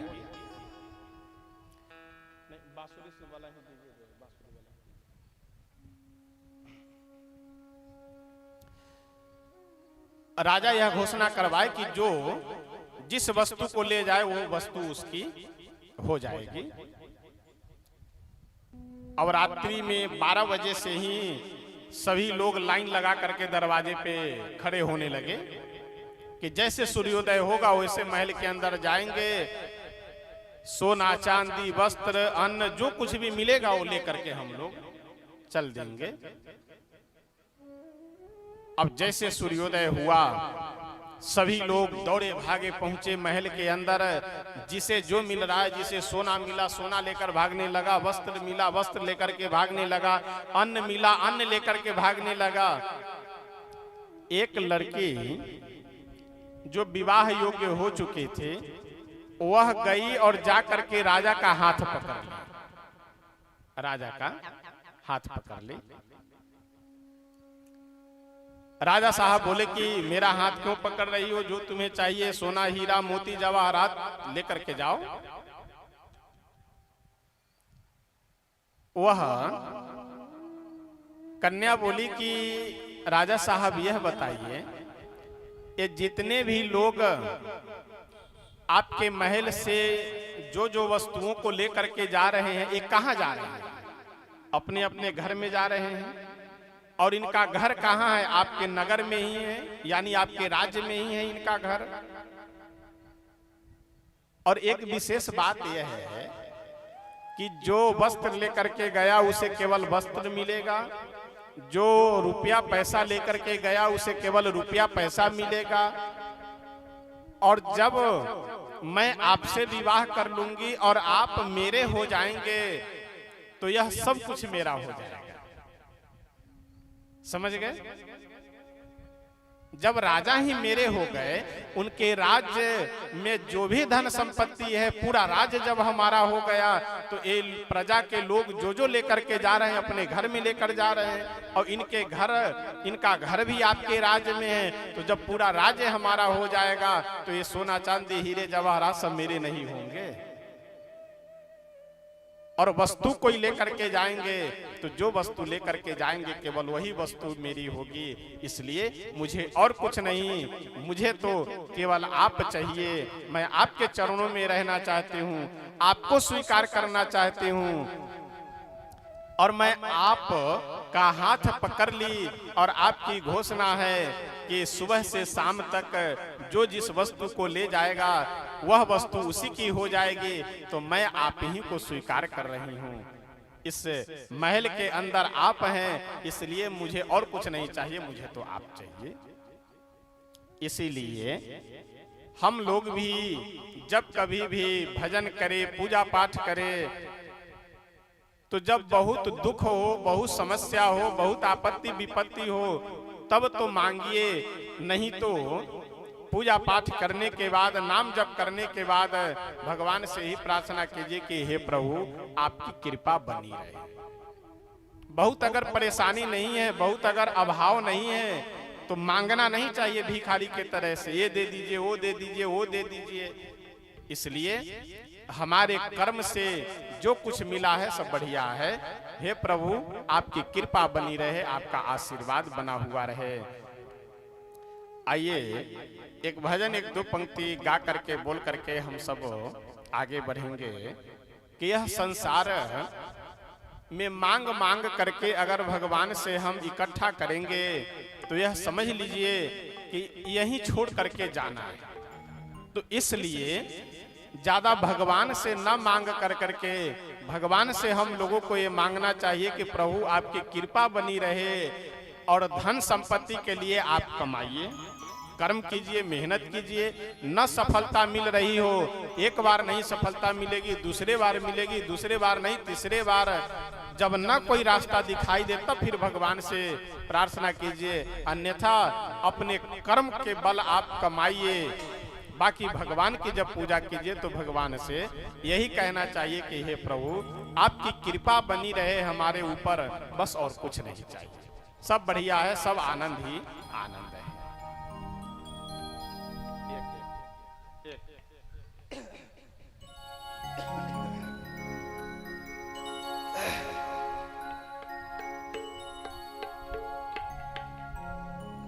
जब यीशु गनवा, जैसे अपने दरवाजे पे कोई अगर सुगा को पाल करके पिंजरे में रखे हुए हो और जब उस पिंजरे से सुगा निकल जाता है तो पिंजरे की कोई शोभा नहीं। उसी प्रकार से ये जो हमारा आपका शरीर है, यह शरीर भी पिंजरे के समान है। और इस पिंजरे के अंदर तोता क्या है, सुगा क्या है, जो प्राण है हमारे आपके शरीर के अंदर, वह प्राण ही तोता है, सुगा है। तो जब तक इस शरीर रूपी पिंजरे के अंदर प्राण रूपी तोता है, सुगा है, तभी तक इस शरीर रूपी पिंजरे का महत्व है। और बाकी जिस दिन इस शरीर के अंदर से प्राण निकला उस दिन फिर काम खत्म। अच्छा, आश्चर्य की बात, घर आपका, बेटे बेटी भी सब आपके, रिश्तेदार नातेदार भी सब आपके, लेकिन जिस दिन इस शरीर रूपी पिंजरे से वह सुगा बाहर निकला, प्राण बाहर निकला। यही बेटे बेटियां, यही रिश्तेदार नातेदार, यही गांव के लोग यह कहते हुए नजर आएंगे कि घर से जल्दी निकालो, क्योंकि मुर्दे को घर में ज्यादा देर नहीं रखना चाहिए। आप मुर्दा हो गए, प्राण शरीर से बाहर निकला, मतलब काम खत्म, जल्दी से लेकर के चलो श्मशान में, अपने ही लोग कहते हुए नजर आएंगे। जब ई सुगनवा फरार होई जये हैं, सोने के पिंजरवा बेकार होई जई हैं, सोने के पिंजरवा बेकार होई जई है। जब ई सुगनवा, जब ई सुगनवा फरार होई जई हैं, सोने के पिंजरवा बेकार होई जई हैं, सोने के पिंजरवा बेकार होई जई है।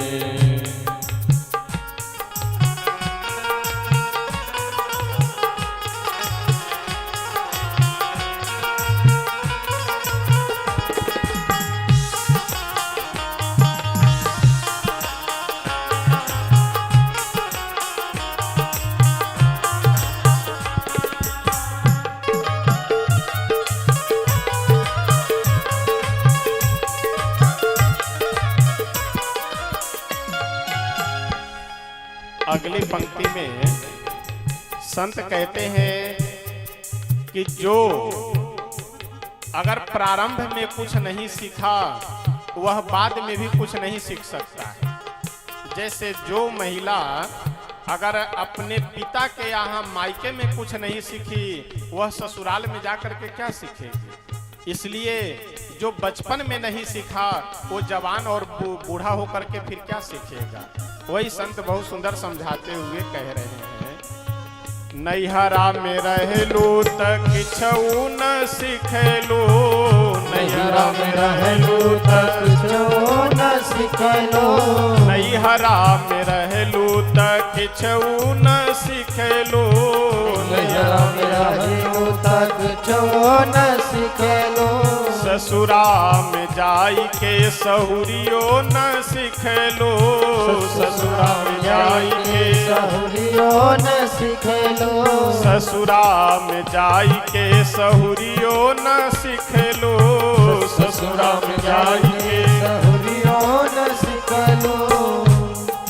पाप के गठरिया, पाप के गठरिया सवार होए जये हैं, सोने के पिंजरवा बेकार होई जई है, सोने के पिंजरवा बेकार होई जई है। जब ई सुगनवा, जब ई सुगनवा फरार होई जई है, सोने के पिंजरवा बेकार होई जई है, सोने के पिंजरवा बेकार होई जई है।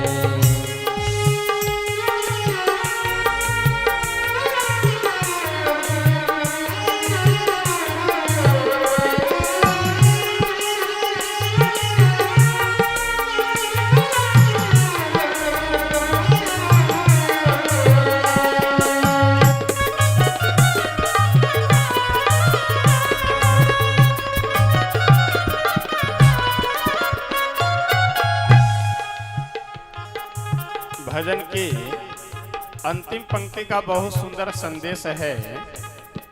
जब कोई व्यक्ति मरणासन अगर बिस्तर पे पड़े हुए हो, मतलब अब तब चल रहा हो, रिश्तेदार नातेदार जब देखने आते हैं तो पूछते हैं हमें पहचान रहे हैं, तो देख करके वह मरणासन पड़ा हुआ व्यक्ति केवल आंखों से आंसू गिराता रहता है, कुछ बोल नहीं पाता है। लोगों को ये लगता है कि ये हमें देख करके रो रहे हैं, वो आपको देख करके नहीं रो रहे हैं। उनके सामने जो यमराज के 4 यमदूत आ करके खड़े रहते हैं लेकर के जाने के लिए, उन यमदूतों को देख करके आदमी रोता है, लेकिन हमें आपको लगता है ये हमें देख करके रो रहे हैं।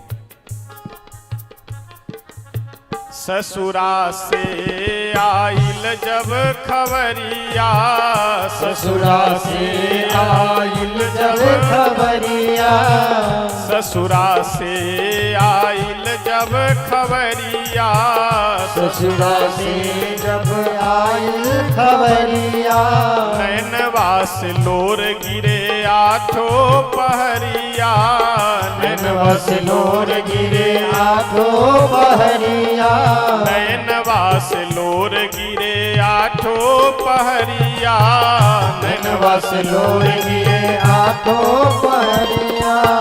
बंद करो, सीता बंद करो, वो कहा चालू कर देता हूँ अपने मन से। नैनवा से लोर गिरे आठो पहरिया, नैनवा से लोर गिरे आठो पहरिया, डोलिया चढ़ाई के, डोलिया चढ़ाई के कहार ले गए, सुन के पिंजरवा बेकार होई गई है, सोने के पिंजरवा बेकार होई गई है, सुन के पिंजरवा बेकार होई गई है, सुन के पिंजरवा बेकार होई गई है।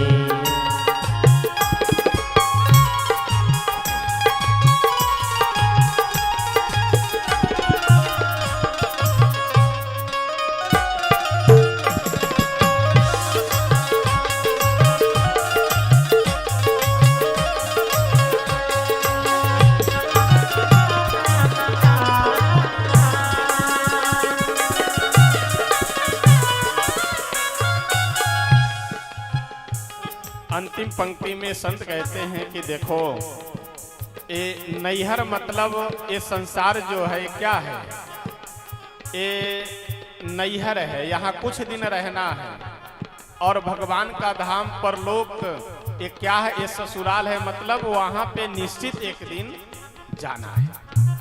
मतलब इस भजन की भाषा में नैहर ससुराल क्या है, इस संसार नैहर हो गया सबका, स्त्री पुरुष सबका, और यहाँ से मर करके जब भगवान के धाम को जाएंगे, वह भगवान का धाम क्या है, वही हम लोगों के लिए ससुराल है। तो संत कहते हैं कि इस नैहर ससुराल का बार बार चक्कर न लगाना पड़े, इसके लिए क्या उपाय है, तो उपाय यह है कि भगवान का भजन हम सब करें, यही एक उपाय है, दूसरा कोई उपाय नहीं है। धर्म के नैया पर करला सवरिया, धर्म के नैया पर करला सवरिया, धर्म के नैया पर करला सवरिया, धर्म के नैया पर करला सवरिया, बेड़ा पार होई है बात राम जी खेवैया, बेड़ा पार होई है बात राम जी खेवैया, बेड़ा पार होई है बात राम जी खेवैया, बेड़ा पार होई है बात राम जी खेवैया, राम जी जो चाहिए, राम जी जो चाहिए, उद्धार हो ये जय, सुन के पिंजरवा बेकार होई गई है, सुन के पिंजरवा बेकार होई गई है।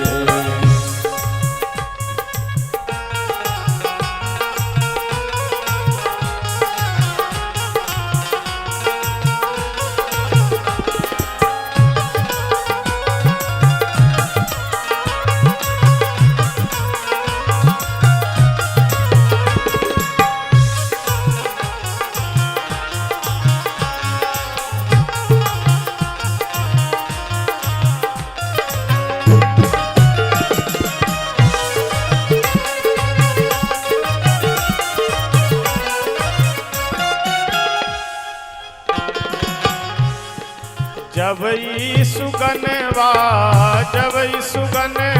फरार होई गई, सुन के पिंजरवा बेकार होई गई, सुन के पिंजरवा बेकार होई गई, सुन के पिंजरवा बेकार होई गई, सुन के पिंजरवा बेकार होई गई, सुन के पिंजरवा बेकार होई गई। श्री सीताराम भगवान की जय। धर्म के नैया पर करला सवरिया, बेड़ा पार होई है बाटे राम जी खेवैया। राम जी जो चाहिए उद्धार होई जई हैं, सोने के पिंजरवा बेकार होई जई। जब तक इस शरीर में प्राण है हमारे आपके, तभी तक इस पिंजरे का, इस शरीर का महत्व है। जिस दिन प्राण निकला उस दिन काम खत्म। इसलिए सब काम करते हुए, सब पूजा पाठ, घर के काम धंधा सब कीजिए करते हुए, थोड़ा भगवान का भी नाम संकीर्तन अवश्य हम सबको करना चाहिए। यही इस कथा और इस प्रसंग के माध्यम से हम संदेश देना चाहेंगे। श्री वेदव्यास भगवान आगे बाल लीलाओं का वर्णन करते हुए बहुत सुंदर कहते हैं कि भगवान धीरे धीरे अब थोड़े बड़े हो गए, यानी अपने पैरों के बल चलने लगे। अच्छा, जितने भी ब्रजवासी हैं, चाहे वह पुरुष हो अथवा महिलाएं हों, सबकी यह मन में इच्छा रहती है कि दिन भर में किसी भी प्रकार से एक बार कन्हैया का दर्शन हो जाया करे। चाहे कोई बहाना बनाकर, चाहे घूमने जाने के बहाने, कोई ना कोई बहाना से एक बार उनका दर्शन हो जाए। एक बार की बात है, एक गोपी यानी ब्रजवासी एक महिला, उसे संजोगवश दिन भर में एक बार भी कन्हैया दिखे नहीं। दोपहर व्यतीत हो जाने के बाद आई नंद बाबा के द्वार पे और आकर के श्री यशोदा मैया से बोली कि अरे यो यशोदा रानी। यशोदा जी निकल करके आई घर से बाहर, क्या बात है? वह गोपी बोली, वह ब्रजवासिनी महिला बोली कि ऐसा है, थोड़ा हमें गोबर चाहिए, अगर आप कहो तो हम गौशाला से गोबर ले लें। गोबर उबर चाहिए था नहीं उसको। इच्छा तो यह थी कन्हैया को देखने की, लेकिन बहाना क्या बना करके आई है? गोबर लेने की। यशोदा मैया बोले, अच्छा बात कर रही है यशोदा जी से, बातों में उलझा रही है यशोदा बहन। अब क्या बतावे, घर में गोबर की आवश्यकता थे और गोबर कम पड़ गया। यशोदा मैया बोली, कम पड़ गया तो क्या हम करें, सो तो बताओ। बोली, अब गोबर जब कम पड़ गया तो वही हम सोचे कि चले यशोदा रानी से थोड़ा मांग लावे। यशोदा जी भी हंस करके बोली कि तुम भी कैसी भोली भाली वाली बात करती हो, ये कोई मांगने की वस्तु है और ये पूछने की वस्तु है, जाओ ले लो, जितना चाहिए उतना ले लो। वह गोपी बोली कि नहीं नहीं, ज्यादा नहीं, हमें तो केवल बस एक टोकरी गोबर चाहिए। बात कर रही है यशोदा जी से और देख इधर उधर रही है कि कन्हैया कहाँ है। सबके मन में बसने वाले, सबके हृदय में रहने वाले भगवान समझ गए कि ये गोबर लेने के लिए नहीं, ये तो हमें देखने के लिए आई है। जब वह पीछे मुड़ मुड़ करके देख रही है और गौशाला तरफ जा रही है, क्योंकि दिखे नहीं कहीं। जब वह आगे बढ़ गई तो भगवान उसे दर्शन देने की इच्छा से आए। अपनी माँ को यशोदा जी से बोले कि मैया, अगर तुम कहो तो जाकर के गौशाला में देख आवे कि वो जो गोपी आई थी गोबर मांगने, कहीं ज्यादा गोबर न ले ले, क्योंकि एक टोकरी गोबर के लिए बोली है। यशोदा मैया भी सोचे कि कुछ देर के लिए पिंड छूटे इससे, बोले ठीक ठीक ठीक, जाओ जाओ, देखाओ ज्यादा गोबर न ले। आगे आगे वो ब्रजवासिनी महिला गई, गोपी गई, पीछे पीछे भी पहुंच गए। अब जैसे वह गोपी देखी कन्हैया को, ऐसे बड़ी प्रसन्न हो गई, चलो इन्हीं को देखने के लिए गए हुए थे, यहीं आ गए। अब एक हाथ से गोबर उठा उठा करके टोकरी में रख रही है, रख इधर गोबर रही और देख कन्हैया की ओर रही है, देख रही है श्री श्याम सुंदर भगवान की ओर, और गोबर उठा उठा करके टोकरी में रख रही है। ज्यादा रख ली, चाहती तो अकेले उठा लेती, लेकिन दूर से तो कन्हैया दिख गए थे।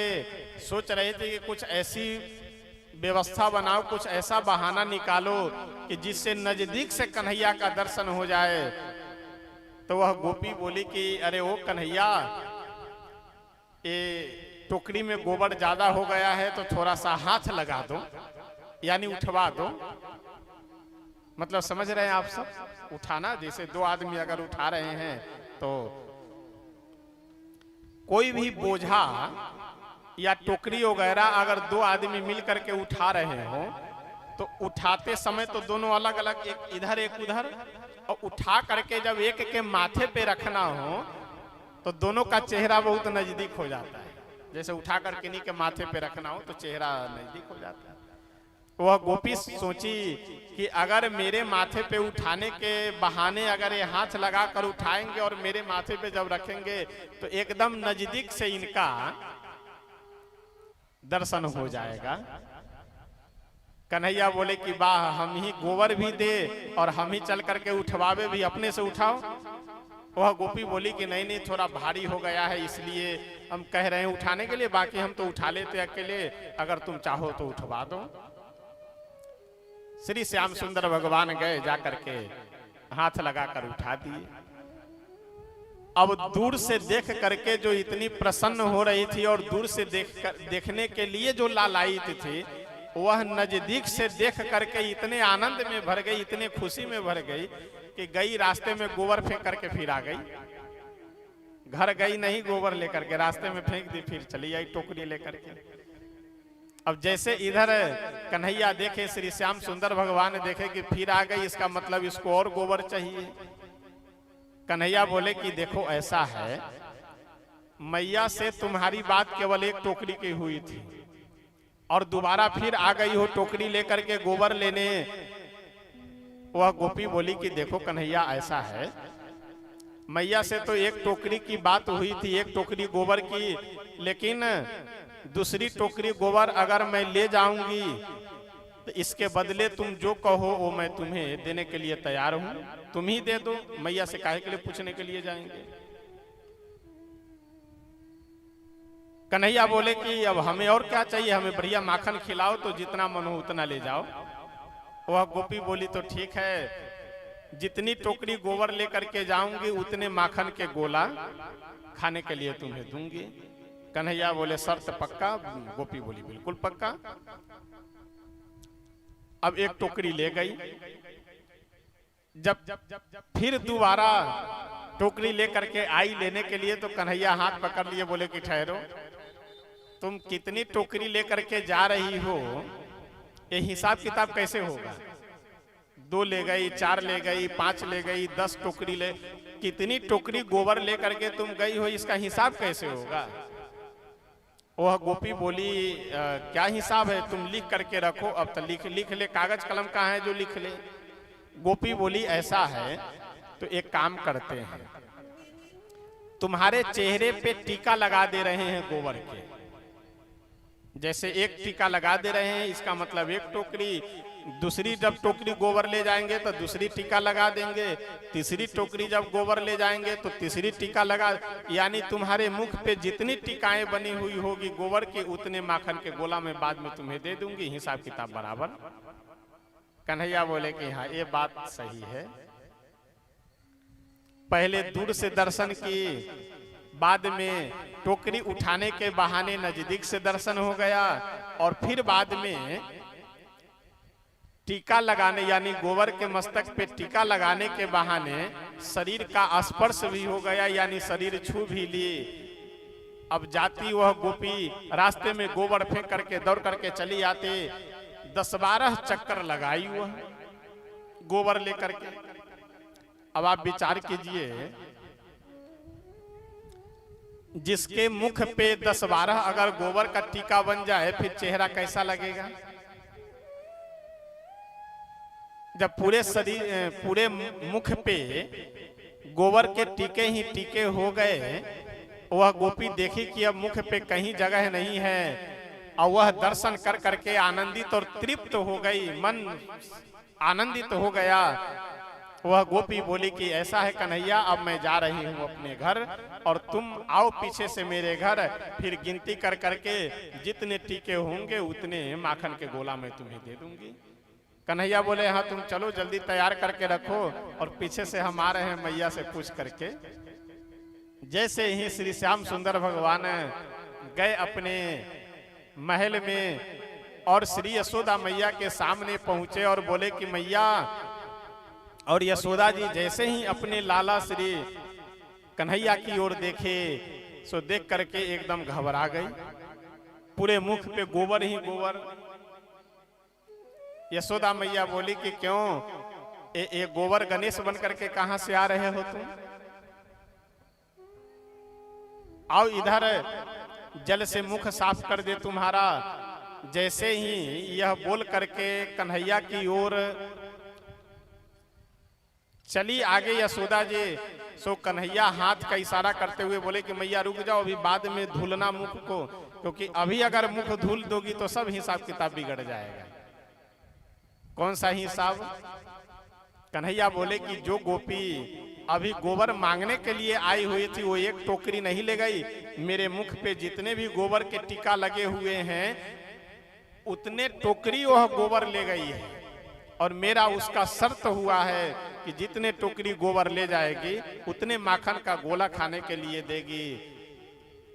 तो अगर तुम मुख धुल दोगी तो फिर कैसे पता चलेगा कि कितने टोकरी गोबर ले गई है? यशोदा मैया भी हंसती हुई मुस्कुराती हुई बोली कि धन्य है, और मेरा कन्हैया भी कमाल का है कि जिसके दरवाजे पे माखन और दूध दही का पहाड़ लगा हुआ हो। 9 लाख गैया नंद बाबा के पास ऐसा शास्त्रों में वर्णन है। इतनी असंख्य मात्रा में गौएं जिनके दरवाजे पे हो वह माखन खाने के लिए लालायित रहते हैं। धन्य है ये और धन्य है इनकी लीला। और देखिए ये माखन खाने के लिए नहीं लाला, अगर माखन खाना हो तो जिनके घर में ही 9-9 लाख गैया हैं उन्हें दूध दही माखन की कौन कमी है? लेकिन लालायित किस लिए हैं? प्रेम के लिए। गोपियों के अंदर जो प्रेम है, जो स्नेह है, उस प्रेम के कारण, उस स्नेह के कारण भगवान लालायित रहते हैं। इन गोपियों के हाथ से माखन आदि दूध आदि खाने के लिए ये प्रेम की बात है। भगवान श्रीमद् भगवत गीता में कहते हैं कि कौन आदमी हमें क्या दे रहा है इससे हमें कोई मतलब नहीं है, वह किस भाव से दे रहा है इससे हमें मतलब है। पत्रम पुष्पम फलम तोयम यो मे भक्त्या प्रयच्छति। पत्र पुष्प फल जल जो भी भक्त मुझे जो समर्पित कर देते हैं सच्चे भाव से, सच्ची श्रद्धा से, उसे मैं सहर्ष स्वीकार कर लेता हूँ। इसलिए कभी भी हम लोगों को भगवान को वही वस्तु समर्पित करनी चाहिए, चढ़ानी चाहिए जो हम स्वयं उपयोग करते हैं। आप अगर स्वयं नहीं उपयोग कर सकते हैं जिस वस्तु का, वह वस्तु भगवान को भी कभी नहीं चढ़ाना चाहिए। कई मंदिरों में मैं देखता हूं लोग इलायची दाना भोग लगाते हैं, 3-4 साल पुराना रखा हुआ इलायची दाना भोग लगाते, और ऐसा इलायची दाना कि अगर मुख में एक दाना रख लीजिए तो दिन भर मुंह खराब रहेगा, और वह भगवान को भोग लगा रहे हैं। क्या मतलब भोग लगाने से? बढ़िया साफ लोटे में जल लेकर के जाइए भगवान के सामने, तुलसी दल छोड़ करके रख दीजिए, उसी को भगवान स्वीकार कर लेंगे। सड़ा हुआ केला, सड़ा हुआ बैर और सड़ा हुआ फल, ये सब क्या जरूरत है भोग लगाने की? इसलिए भगवान को वही वस्तु भोग लगानी चाहिए जो हम स्वयं ग्रहण कर सके। भगवान को वही वस्तु चढ़ानी चाहिए जिसका उपयोग हम स्वयं कर सके। श्री वेदव्यास भगवान बड़े ही सुंदर प्रकार से श्री कन्हैया के इस बाल लीला का वर्णन करते हुए कहते हैं कि भगवान अपने सभी ब्रजवासी भक्तों को आनंद देने के लिए, सुख देने के लिए इस धराधाम पे आए हुए हैं। सीधे साधे ग्वाल बाल, सीधे साधे ब्रजवासी सबको अपने लीला के माध्यम से, चरित्र के माध्यम से सबको सुख दे रहे हैं, आनंद दे रहे हैं। अघासुर, बकासुर आदि आदि अनेकानेक राक्षस जो कंस के द्वारा भेजे जा रहे थे, किस लिए? भगवान श्री कृष्ण को मारने के लिए। लेकिन सभी राक्षसों को भगवान मार करके कहां भेज रहे हैं? अपने लोक को भेज रहे हैं। देखिए, भगवान में और अन्य मनुष्यों में अंतर है। दूसरा, अगर कोई आदमी किसी को मारे तो वह केवल मार सकता है, तार नहीं सकता है। और भगवान किसी को मारते हैं तो मारते भी हैं और उसे तारते भी हैं, उसका कल्याण भी करते हैं। पूतना जब मरी तो मां के समान काम की थी, इसलिए भगवान नरक नहीं भेजे। भागवत में लिखा हुआ है कि लेभे गतिम धातृचिताम ततोन्यम। धात्री कहते हैं मां को।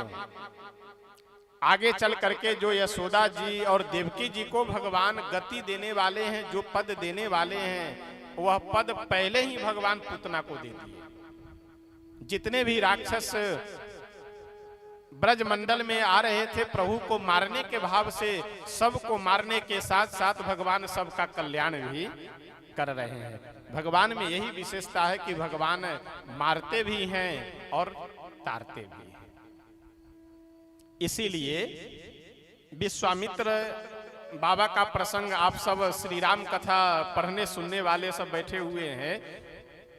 विश्वामित्र जी अगर चाहते तो तारका, सुबाहु, मारीच आदि राक्षसों को श्राप देकर के भस्म कर देते, मार डालते।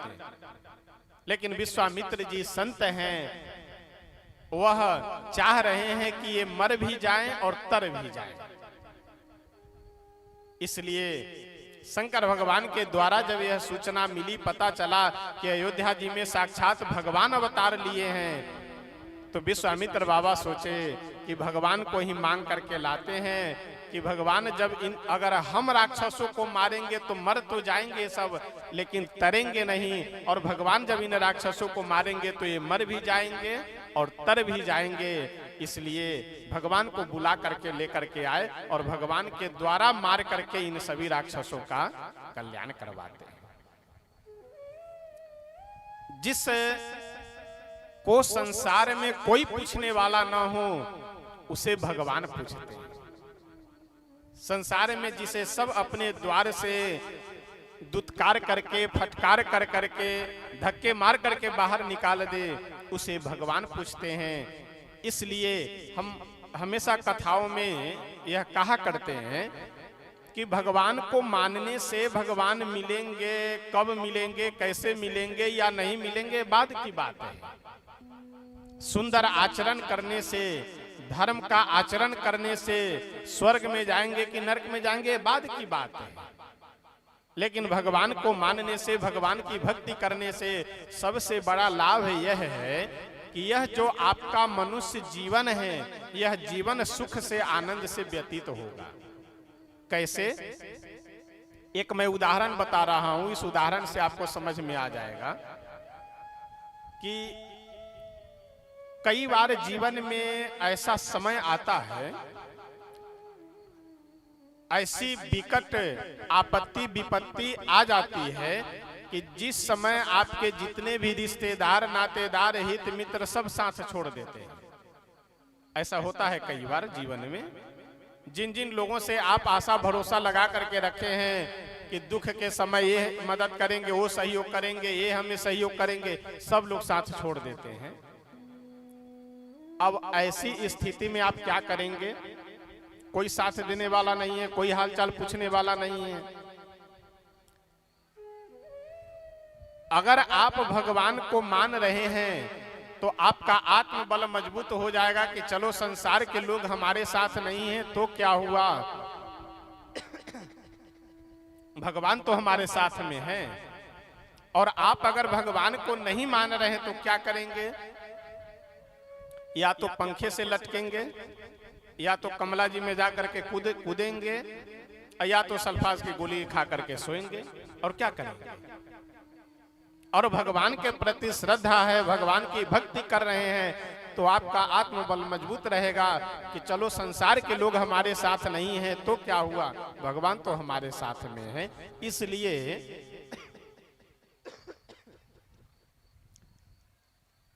हम सभी मनुष्यों को भक्ति करनी चाहिए, भगवान का भजन करना चाहिए, भगवान में प्रेम रखना चाहिए। क्यों?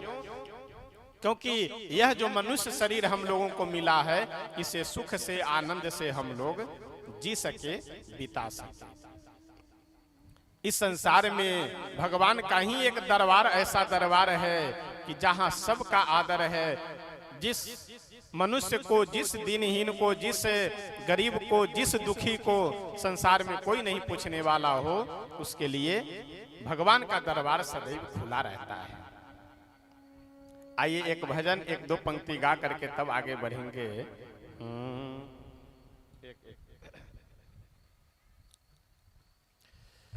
कि ऐसा दरबार केवल इस संसार में भगवान का ही है कि जहां सबका आदर है, जहां सबकी पूछ है।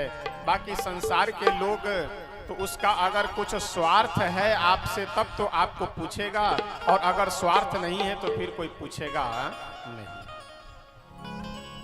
दरबार हजारों देखे हैं, दरबार हजारों देखे हैं, पर ऐसा कोई दरबार नहीं। दरबार हजारों देखे हैं, पर ऐसा कोई दरबार नहीं। दरबार हजारों देखे हैं, पर ऐसा कोई दरबार नहीं। दरबार हजारों देखे हैं, पर ऐसा कोई दरबार नहीं। दरबार हजारों देखे हैं, दरबार हजारों देखे हैं, दरबार हजारों देखे हैं, दरबार हजारों देखे हैं, पर ऐसा कोई दरबार नहीं। पर ऐसा कोई दरबार नहीं। दरबार हजारों देखे हैं, पर ऐसा कोई दरबार नहीं। दरबार हजारों देखे हैं, पर ऐसा कोई दरबार नहीं।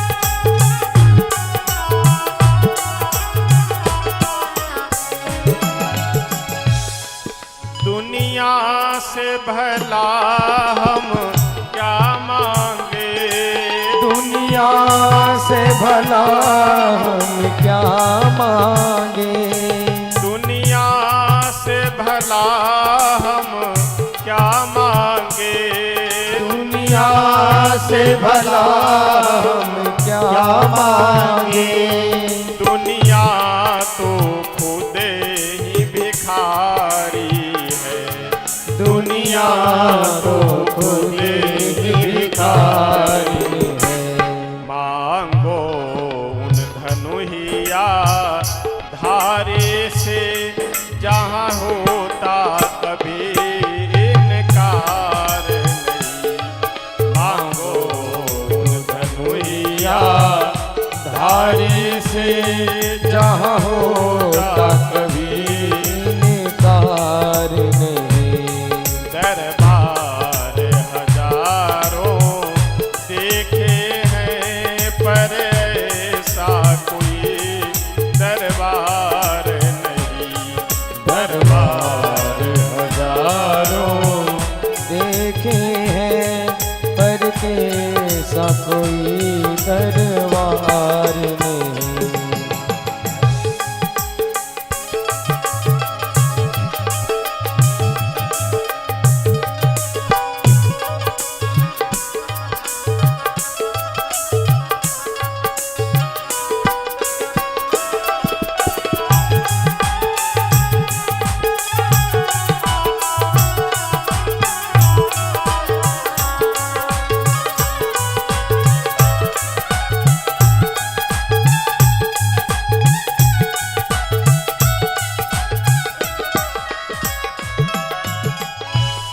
दरबार हजारों देखे हैं। दरबार हजारों देखे हैं पर ऐसा कोई दरबार नहीं।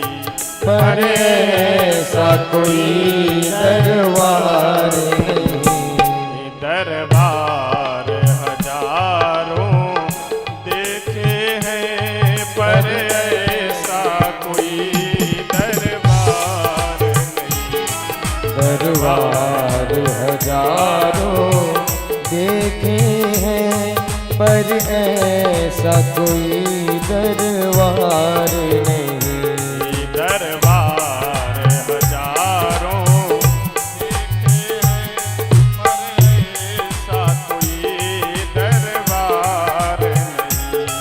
दरबार हजारों देखे हैं पर ऐसा कोई दरबार नहीं।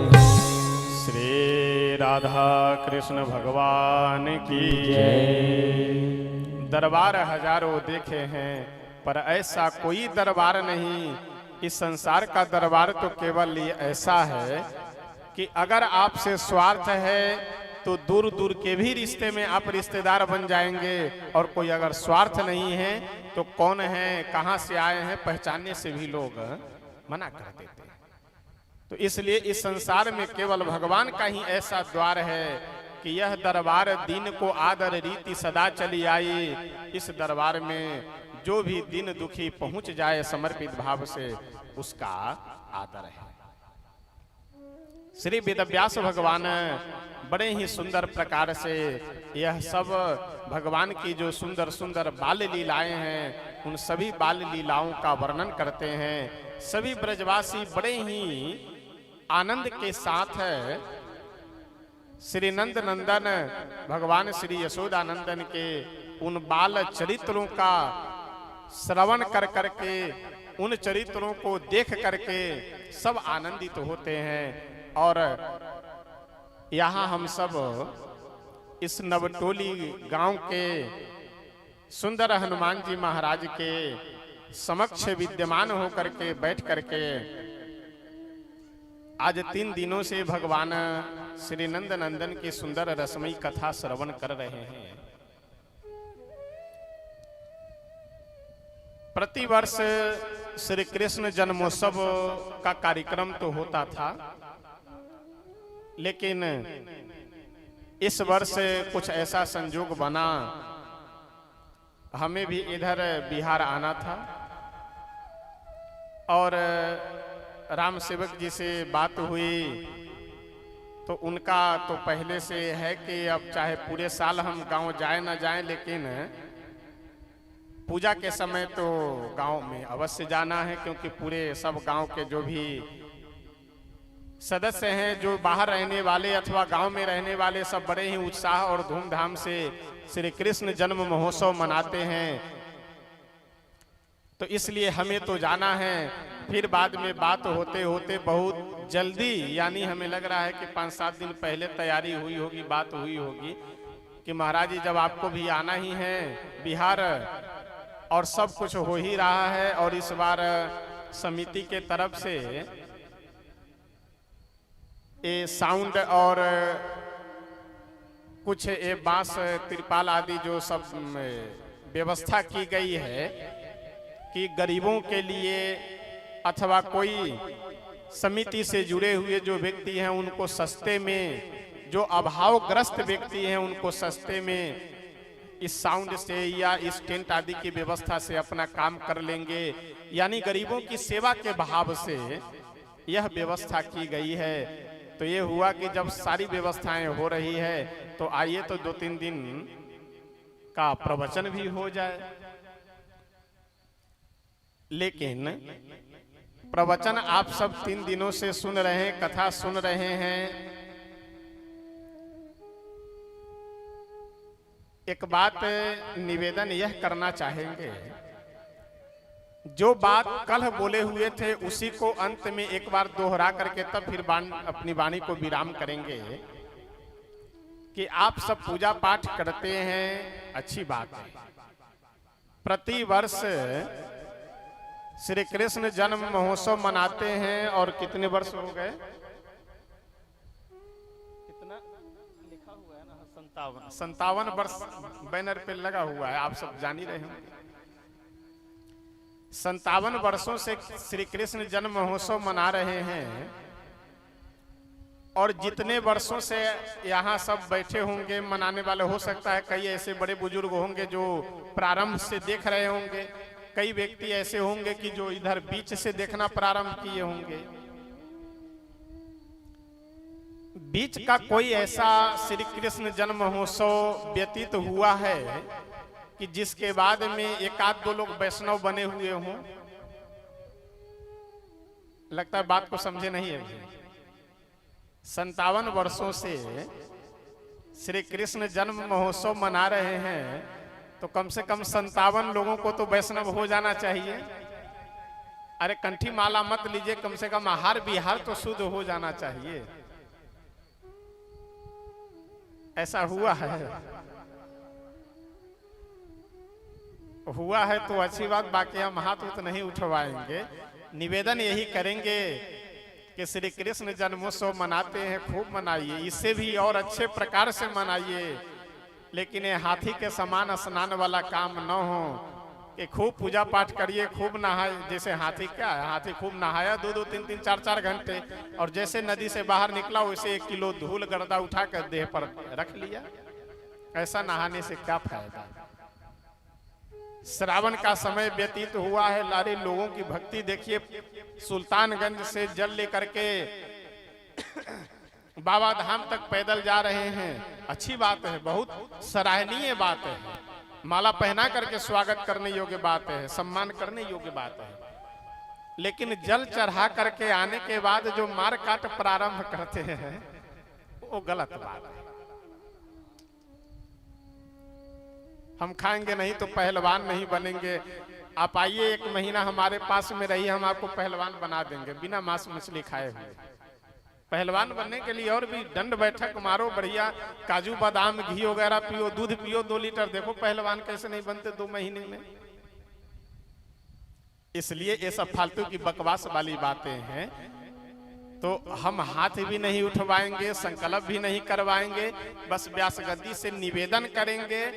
तो इसे निवेदन मानिए चाहे आदेश मानिए, दोनों में से जो मानना हो मानिए कि अगली बार जब श्री कृष्ण जन्मोत्सव मनाया जाए तो कम से कम 57 वर्षों से अगर चल रहा है तो 57 वर्षों का कोटा पूरा करना है। तो 57 लोग ना तो कम से कम 7 लोग तो मांस मछली दारू शराब छोड़ दिए हुए हमें मिले, तब तो अगली बार कथा करेंगे, नहीं तो नहीं करेंगे।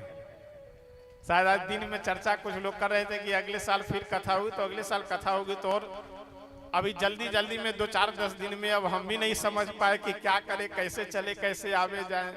अब जल्दी जल्दी में अभी वाराणसी में कथा चल रही थी विश्वनाथ भगवान के यहाँ, और वहाँ यज्ञ पूरा कर करके जब आए अयोध्या जी और यहाँ से सूचना गई कि आना है, नहीं तो आने का विचार हमारा था बाद में कि पूजा वगैरह हो जाएगी तब चलेंगे, लेकिन अब हम भी जल्दी जल्दी में आ गए, आप लोग भी जल्दी जल्दी में व्यवस्था किए, तो जल्दी जल्दी में अभी पूरा आनंद नहीं आ पाया है। तो फिर जब आराम से करेंगे तो आनंद आएगा, लेकिन आराम से अब तब करेंगे कि जब हम लोग हमें इस नवटोली ग्राम में कुछ बदले हुए लोग मिलेंगे तभी, नहीं तो अगली बार की कथा फिर देखी जाएगी।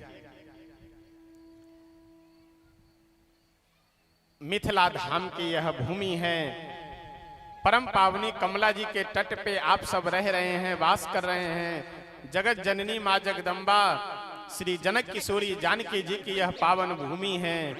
इस मिथिला में रह करके कमला जी के तट पे वास का जो सौभाग्य मिला है, यह सौभाग्य प्राप्त कर करके जिस भूमि पे भगवान अयोध्या धाम से पैदल चल करके आए हुए हैं, देखिए विडंबना क्या है, अयोध्या जी का महत्व वहां के संत महात्मा लोग प्रचार किए, इसलिए अयोध्या जी का महत्व विख्यात हो गया।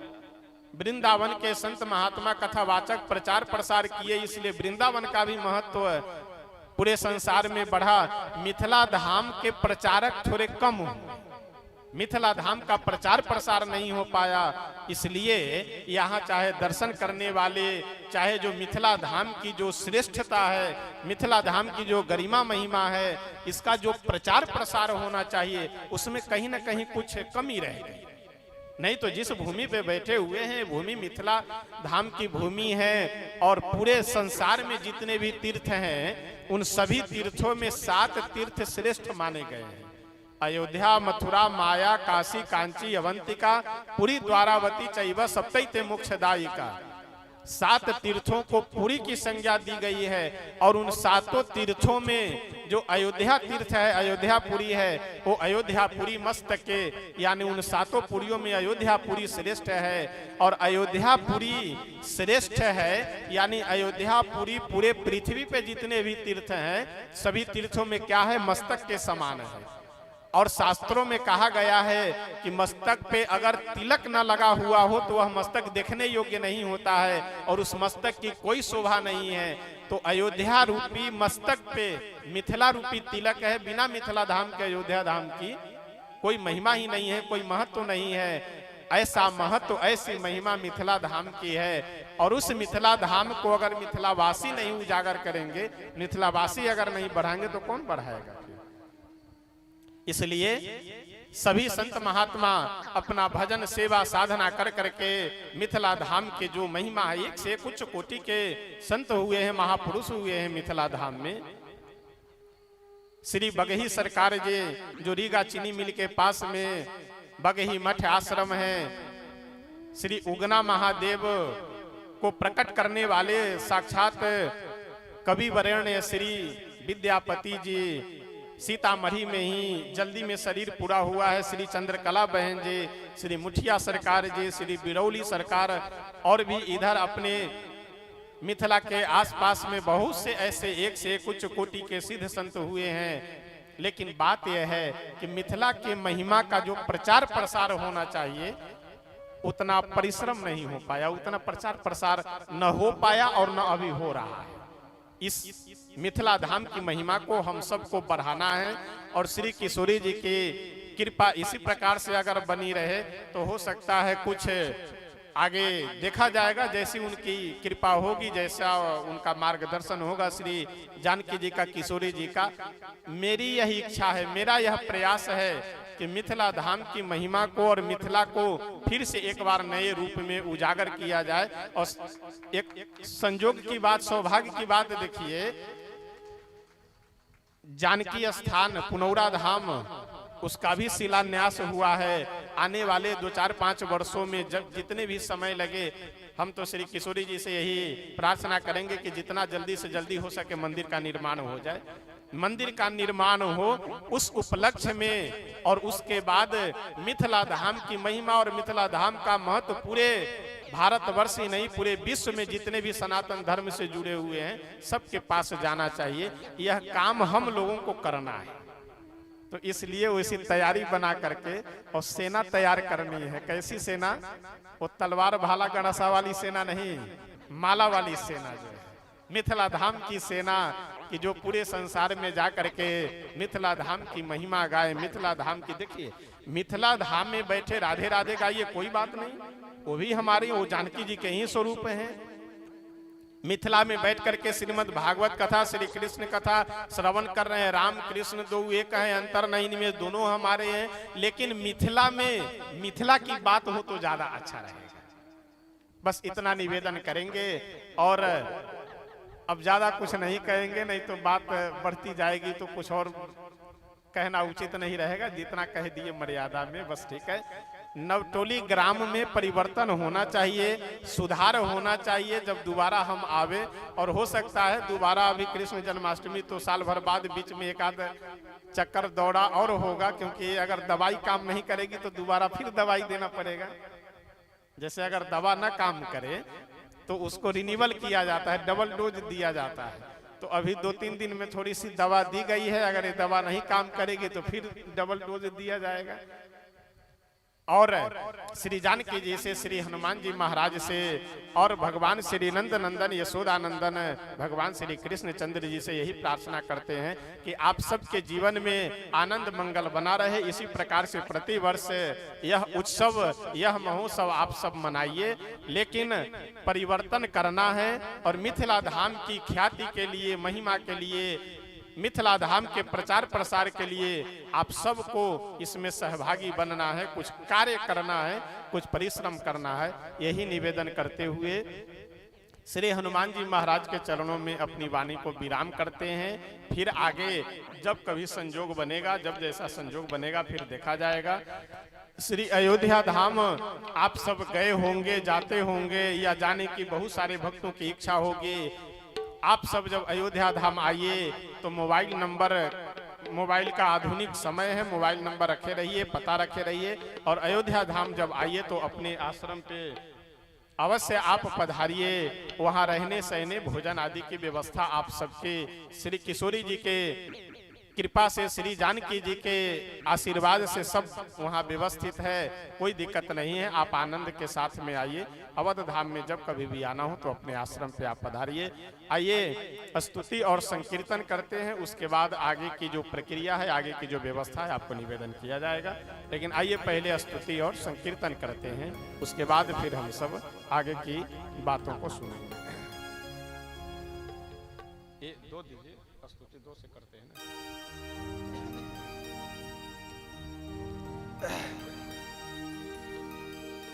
शरण में आए हैं हम तुम्हारी, दया करो हे दयालु भगवन।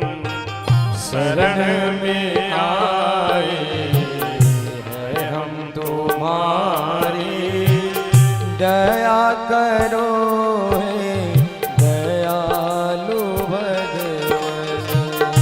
सुधारो बिगड़ी दशा हमारी, दया करो हे दयालु भगवन।